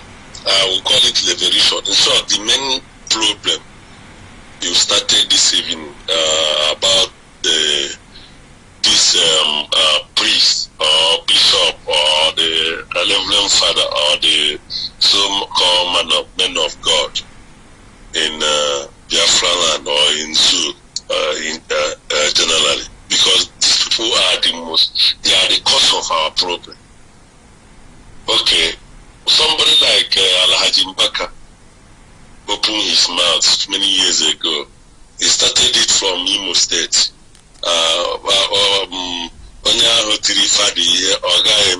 But we start with the Timaloke. All those things. From there, he came out one day and tell us, good luck is a bad luck. Buhari is a messiah. You know, and people are being killed. Christians are being killed. These people have not used the same mouth or the same pulpit they used to castigate or give false prophecy to condemn the killings of their fellow Christian or their that's it. Or even if they do, just paying lip service for 1 hour and then they go back. Yeah, they go back. It's amazing. Sometimes I cannot even understand it. And this man, you see, he called for the back. He go around with bulletproof vehicle. He go around with a Helos Jeep, white Helos Jeep, full bulletproof. You know? Well, in the Bible say, provided that they are collecting the money and also doing what they are supposed to do, I have no issue with them. But the situation whereby they swindle people at the same time shy away from doing the main thing, I mean, it's unacceptable. Yes, but even during do you know what happened? Because I was in that zoo called Nigeria during this campaign products. Our leader put embargo that no election in Biafland. If you go to all these churches, all the politicians has visited all the priests, sharing them money. Okay, they are in their church. They will tell you go and vote for PDP, and go and vote for APC. But the same people now have gone silent. Even a whole priest, the man, when I watched that video, the man pleaded with all the Christian association, all the pastors, all the highest, the richest pastor in the world now is from Dazu called Nigeria. The richest pastor in the world today is from Dazu called Nigeria. This man begged, please come and save my life. Give them money so that I will. And none of them could do anything. Yeah, he was in captivity for a long time, Yeah. No, Boko Haram make video with him now to plead to several times people to come and for people to come for his rescue. These so men of God or men of devil, they ignore this man, and he was still like chicken. Yeah, they haven't done anything. Their life has gone back to normal. Do you know the most painful part of it? Being Sunday in Dazu, all the whole church will be full, filled up with the gullible ones, because IPOB have started to enlighten people. Many people now don't go to church anymore, and I want people to continue, because these people, you are just patronizing them. They don't care about your life. They don't care about your welfare. They don't even care about whether your family. Every day. It is going to happen. What I have said, and I have very serious conviction on it. There is going to be revolution within the church. How it's going to go, I don't know, but it's going to happen. I dedicate myself to this. Do you remember before we came? You dare not talk against any man of God. They will come, don't talk about don't talk to the anointing and do the prophet. They will put these Bibles to you. They are not talk to anointing and do the prophet. No harm. It's no good area. The IPOB come and destroy all those nonsense. Now people can come out. So what we are doing, I want to encourage IPOB all over the world, because we are the people who are going about with this revelation to keep educating our people. Church are part of the problem we are having in that so-called Nigeria. Even these people that bring this religion to us, they don't even do it the way we do it. It's about common sense now. Even here in UK, it's Northern Ireland. Northern Ireland has been fighting with Republic of Ireland before, and even UK here, they've been fighting themselves. But this is where the headquarters of Anglican Church is. Even in the Catholic Church, a lot of popes and missionaries were killed and all that. So the church, their fault. This church was established under the principle of freedom and activism. Even Jesus Christ himself was a freedom fighter. So why are these people now trying to turn things upside down because of money? Somebody once said that even if I think it was our leader, that if Jesus Christ comes to Nigeria, he will be corrupted. He will fail. Do you know, one of my friends we were discussing the other day, he said that he mentioned one thing that got me interested. He said that had it been that Christian in that so-called Nigeria just came together and ordered the whole Christian, those who are soldiers for Christ. Of course. If come out, if all want to go to heaven, come out. If under 2 days, Boko Haram will become a history. If my brother, if for instance under the Catholic Church, under the Catholic faith, if all the parishes all over that contraption called Nigeria mobilize, all you need to take is for the Catholic Archbishop of Nigeria to say that today is a day of action, or that this week is a week of action, you will see people on the street. Where is this indignation? Then there are Pentecostal churches owned by bishops, general overseers. They have different branches. If they mobilize their own people, the entire Christian Association of Nigeria, what is the zoo that we can survive it? And when you are marching on the side of truth, nonsense. These people are deceiving everyone on this occasion. But the issue is that they are not true to yourself. Okay, the other day, I salute the College of Adeboye, the CEO of leading Christian church. But why has he gone? He chose to give speech. He didn't sustain it. So I don't know what his motive is, and a lot of people are saying he was denied visa and all that. Yeah, there's a lot of motive behind that. So he was the one who single-handedly bring the vice president, the one in Asolog, Osibanjo. Okay, he knows a lot. He knows that the man in Asolog is not Buhari. All these people knows this.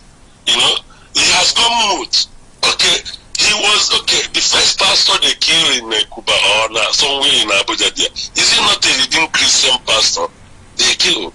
And they didn't do anything about it. So they didn't do anything about it. And only that signal alone have given the college to the Boko Haram. Because when they kill this person, you don't do anything. Like they kill another person, they will invade the whole church and surrender everybody. Nonsense. Honestly, I'm just using this word, but I don't like it. I don't even know what kind of conscience these people have. Okay, you bring out people onto Christianity, preaching the gospel of Yeshua, telling people of this and that. By the other side, you are supporting the people who you claim to your follower they are in darkness. Do you understand me? For somebody like Reverend Father Mbaka or whatever, like Mbaka, to tell us that Buhari is a Messiah. You understand me? Buhari is not a Christian. Jubilee is not that man they are called Buhari. He's not a Christian. How come Jonathan, who was that Christian, he said it's a bad drug. And today, okay, people feel that one has gone. They now came back to Imo State. They say that hopeful, and people are keeping quiet. It's about time we Biafrans all over the world. Anywhere you see the same treatment our leaders say that they should be given to all these criminal politicians that is embezzling money in that Nigeria. They should give it to the same, give all this kind of devil the same treatment, because they don't want living. They are criminal, they are deceivers. The only thing they will go on doing is to go and build church. Every day they will. The other guy said, winners or whatever, he said he will be 10,000 churches. To which people? Huh? Well, you can disgrace people, but you don't touch them. That is one of the things that we must have to understand.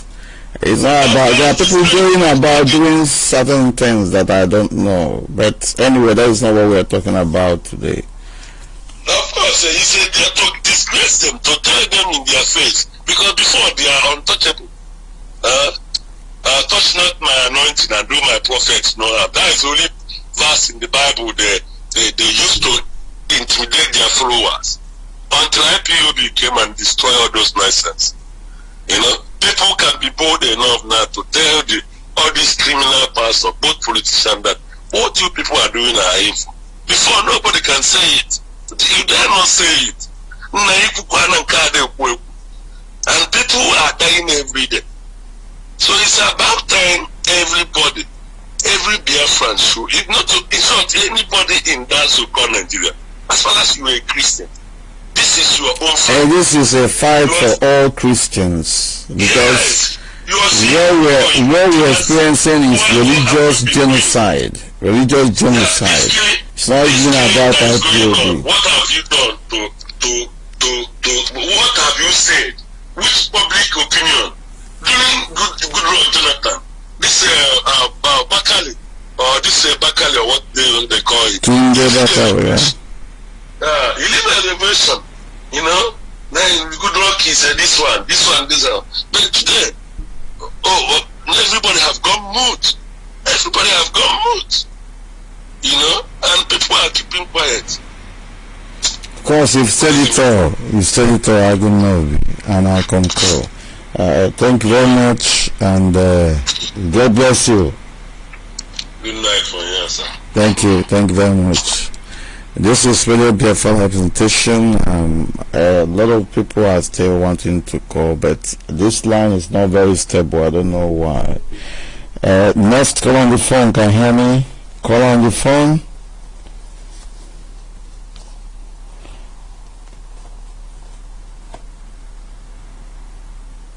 Of course, I will leave this line now. I am inching closer to ending this program for avoidance of doubt, and in no time we will, of course, begin to descend. Call on the phone. Let me take this call and see how it goes. Can you hear me? They're not hearing me, and that's it.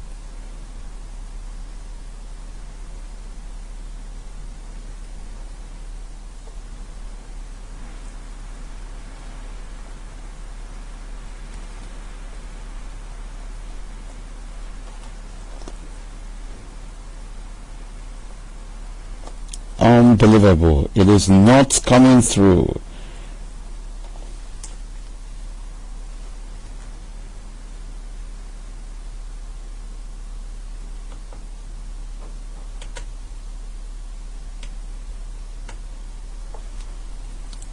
Right, let's go back. Can you hear me? Call on the phone.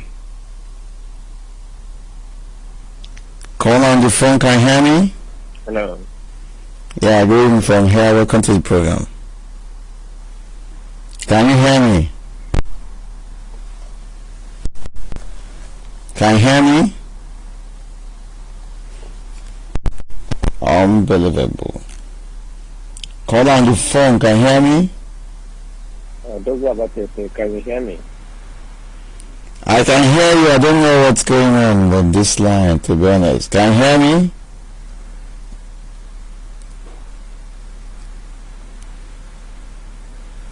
My goodness. Can you hear me?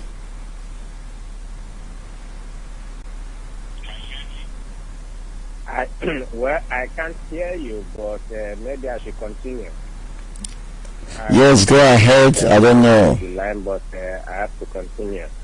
My name is Moses Onibu.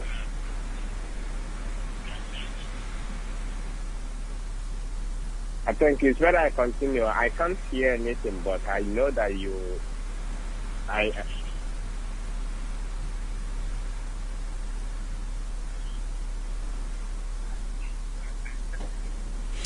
think let me continue. Let me continue. I'm sure you can. Are you listening to the radio? Just talk. Yeah. I don't know whether you're hearing me or not. Because and I'm calling you from the Kingdom of Netherlands. Right, thank you very much. Also, we go near province, Biafland.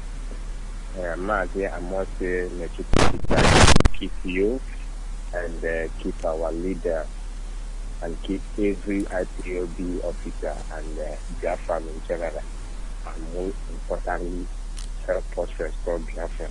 You say? I need to. Yeah, my able deputy, this night you have a very good topic, and which is very important that we look into that.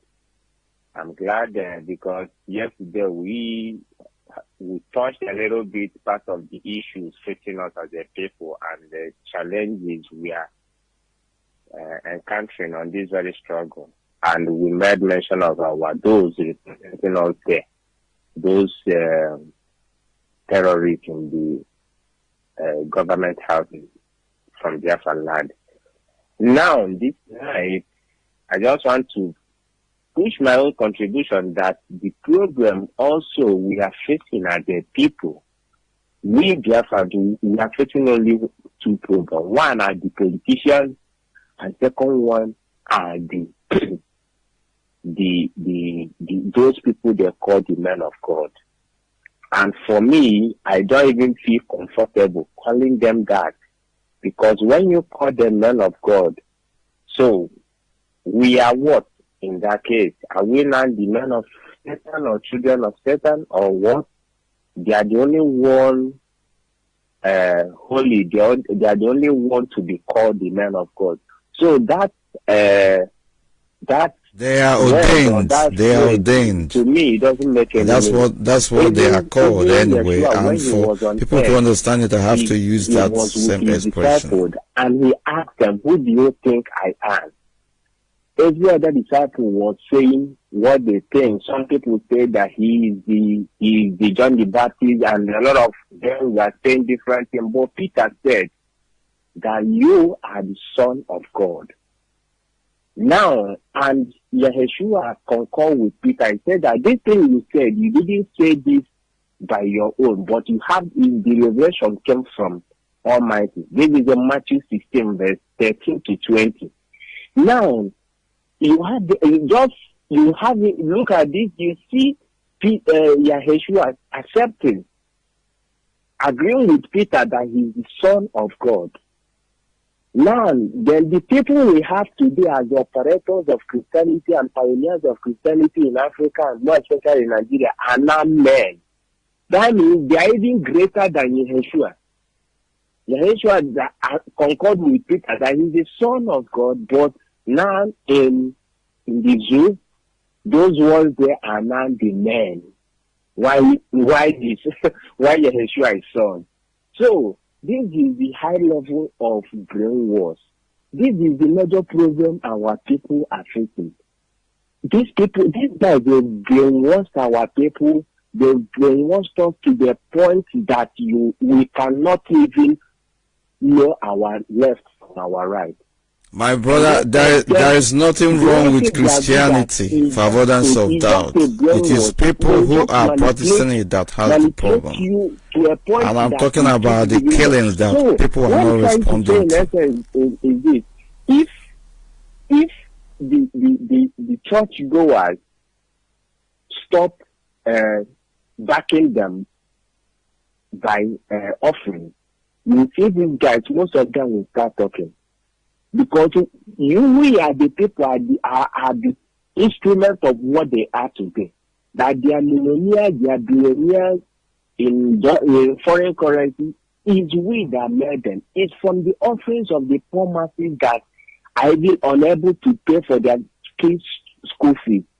But after the level of the brainwash, you won't even know what you're doing. Some will tell you that giving is living. If you want to live, learn how to give. All this, they are just good at this. Playing with one's mind, and they will manipulate you to a point that you even borrow money to go and sow a seed. So, this is the problem we are facing as the people. And those people defending you or those people that are on the front line, as the pioneers of the Christianity or church, they say nothing when we are being slaughtered. They say nothing about our freedom. Just like you said, and that's correct. Jesus himself, Yeshua, is a freedom fighter. But today, tell me one person in that zoo as a quote, the same man of God, that is a hardcore freedom fighter. We have very few of them part of us, but those one in front line, they are nothing. They are just same as those politicians in the zoo. They are nothing. So the way I see Obiano, all of them, that is the same way I see all those frontline pioneers of Christianity. Because over there in Nigeria, Christianity is just in fact, it's an enterprise. Over here in Europe, in fact, they said Europe brought Christianity to Africa, but here, when you see what they are doing there and how they are doing it here, you just be saying, who did this to us? Over here, people give offering with one. Some don't even. It's not even important. They don't even. It's not important. They don't talk about offering here. But in the zoo, the so-called man of God would dwell on hours just to get. They take 17 days a week to build their sermon, how to manipulate the minds of people so that they will start dropping their car keys as seed. High time our people, this revolution we are talking about needs to start from the church. Church and politicians, these are the two people who have. Those in the pulpit and those in the government have. Well, if these two people are being taken care of, then Biafland will be more sanitized and will be more pure. I can't get any feedback, but I'm sure that you heard me well, and this way I will drop it so that others can contribute. Thank you. I sign up from here. Right, thank you. Thank you very much. And God bless. Thank you. This is really a follow-up presentation, and we are inching closer to ending this program. I don't know why the line I'm using here, people are not hearing me, but I'm hearing them, and causing disruption. Number 2474094. Going to wind down in the next 3. Back in a minute.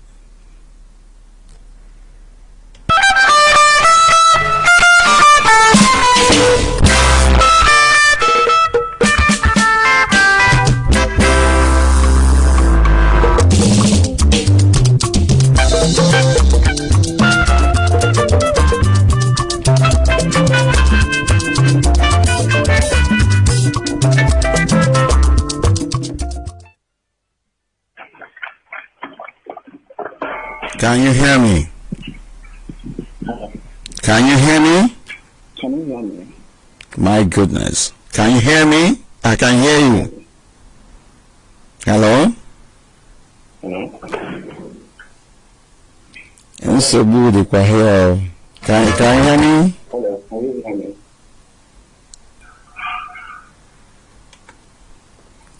Can you hear me? Hello? I can hear you. Can you hear me?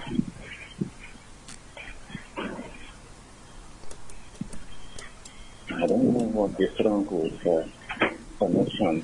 I think I need to do something about this. Hello. Yes, can you hear me? Hello, you see. Good evening from here. Can you hear me?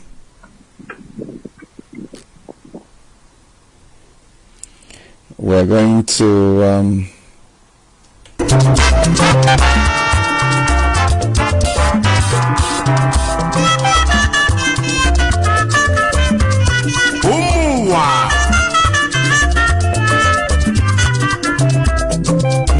akụkọ dị egwu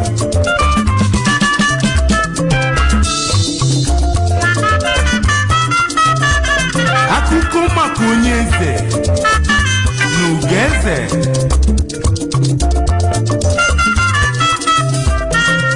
His Royal Majesty Eze Sir IPOB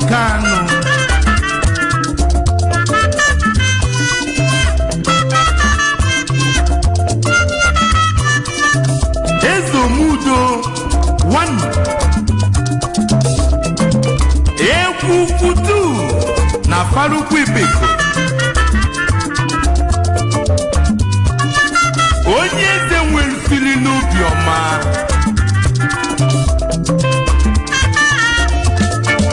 nyelu ugeze Lolo Sali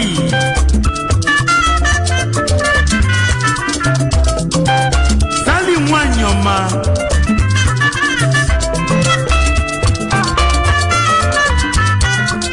Ugeze Okukanu Nazileni Mwa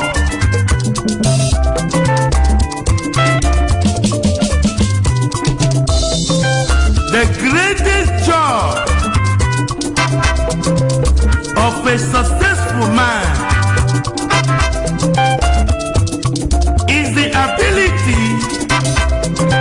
to raise a successful successor. Ghana Ona Susibo Ono Chie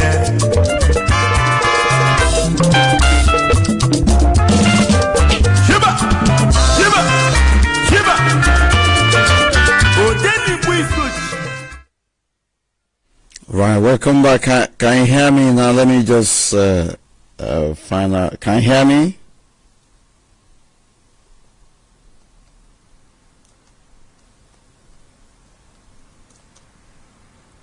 Well, this is all be ending this program. We thank you, MNBF fans, for having listened, and as a result of this back and forth with this line, we will have to begin to wind down. We must not relent on issues that affect us as a people. There is no reason why we will shy away from saying the truth.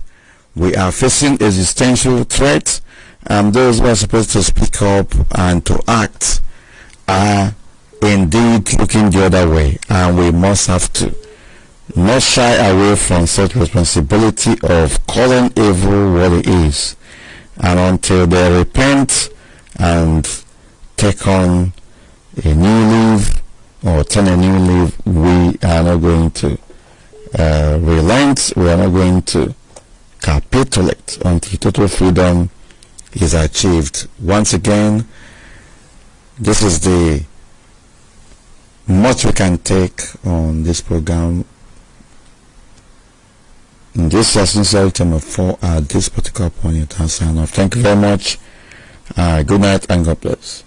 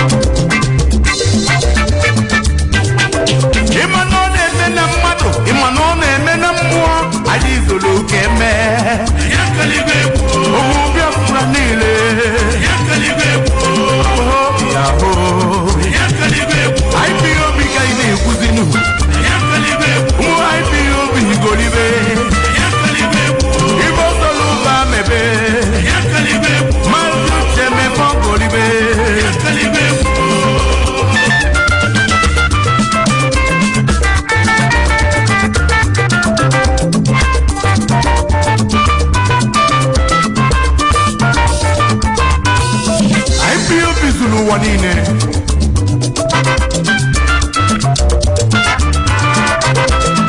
Indigenous people of Biafra.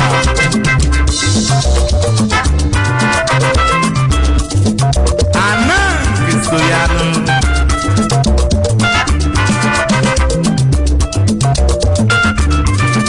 Ikede Sokwea.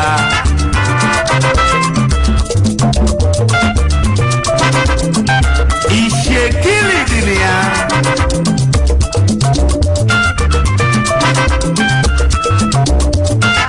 Izon Sokweli Manaro.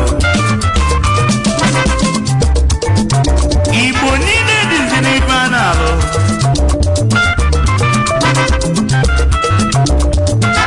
Ịgba nke sokwe ya nụ.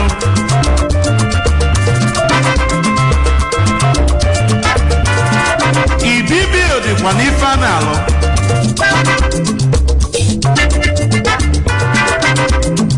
N'ọtụtụ obodo dị iche iche.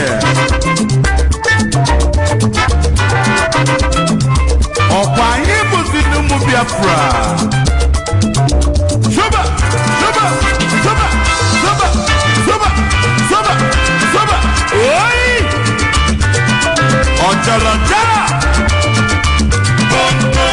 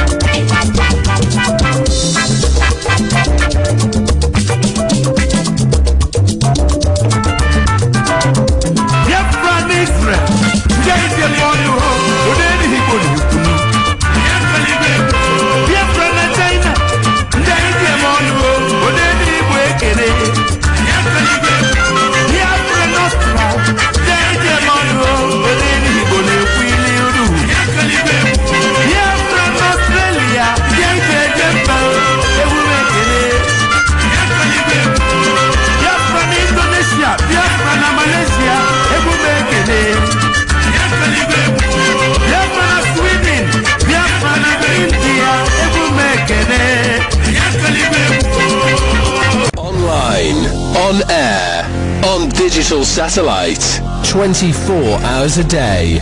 This is the largest indigenous broadcaster, Radio Biafra, the first, the best, and the last.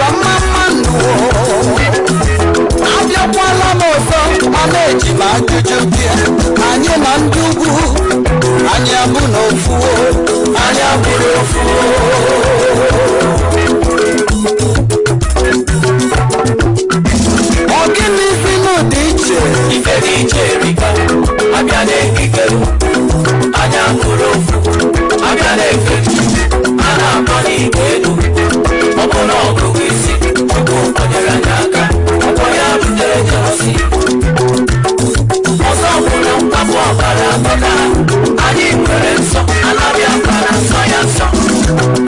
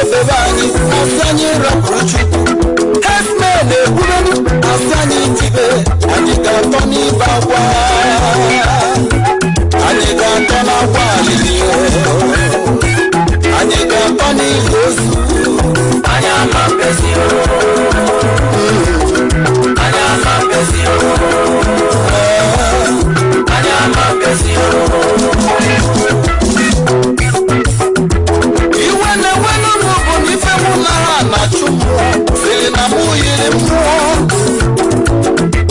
iwe na-enwe n'ọnụọgụ n'ife anyị na-ala chụmụọ siri na anyị dị ka mmụọ ọnụma ezigbo onubo ana m ajụrụ ndị ọchịchị Igbo niile Honorable and Excellency Governors of Igboland ife niile gwulegwu na ndị nọ na mkpọrọ o nwere onye jụrụ ese ha ijụrụ ese nwanne maka ego mbute ijụrụ ese nwanne maka ọkwa ọchịchị arịrị ha ji na mmụọ ọ ga-agbakwa gị ụgbọ ị na-anụ dịkwa ji n'ume anya ma nwụsị anya ma nwụsị anya ma nwụsị anya ma nkọ n'ibe alile anya ma nwụsị anya ịkwọkọ n'ihi efu anya ma nwụsị anya ma nwụsị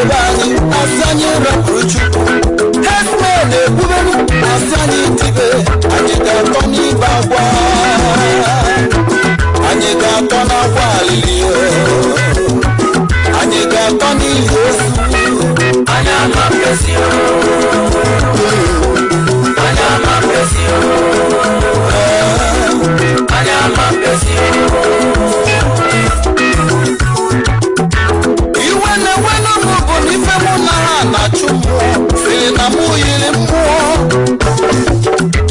iwe na-enwe n'oge bụ n'ife anyị na-ala chi mmụọ siri na anyị dị ka mmụọ ọnụ m ezigbo nbo ana m ajụrụ ndị ọchịchị Igbo niile ọ na-ebula m eseghị gọvanọ of Igbo land ife niile egwuregwu na ndị nọ na mkpọrọ o nwere onye jụrụ ese ha ijụrụ ese nwanne maka ego mbute ijụrụ ese nwanne maka ọkwa ọchịchị arịrị ha ji na mmụọ ọ ga-agbakwa gị ụgwọ ị na-anụ ịkwa ji n'ume anya ma nwụsị anya ma nwụsị ụmụ Igbo na Biafra sile na-ekwunu anya ma nwụsị anya ma ntọ n'ibe alịlị anya ma nwụsị anyị ga-atọ n'ihi ozugbo anya ma nwụsị anya ma nwụsị Online, on air, on digital satellite, 24 hours a day. This is the largest indigenous broadcaster, Radio Biafra, the first, the best, and the last.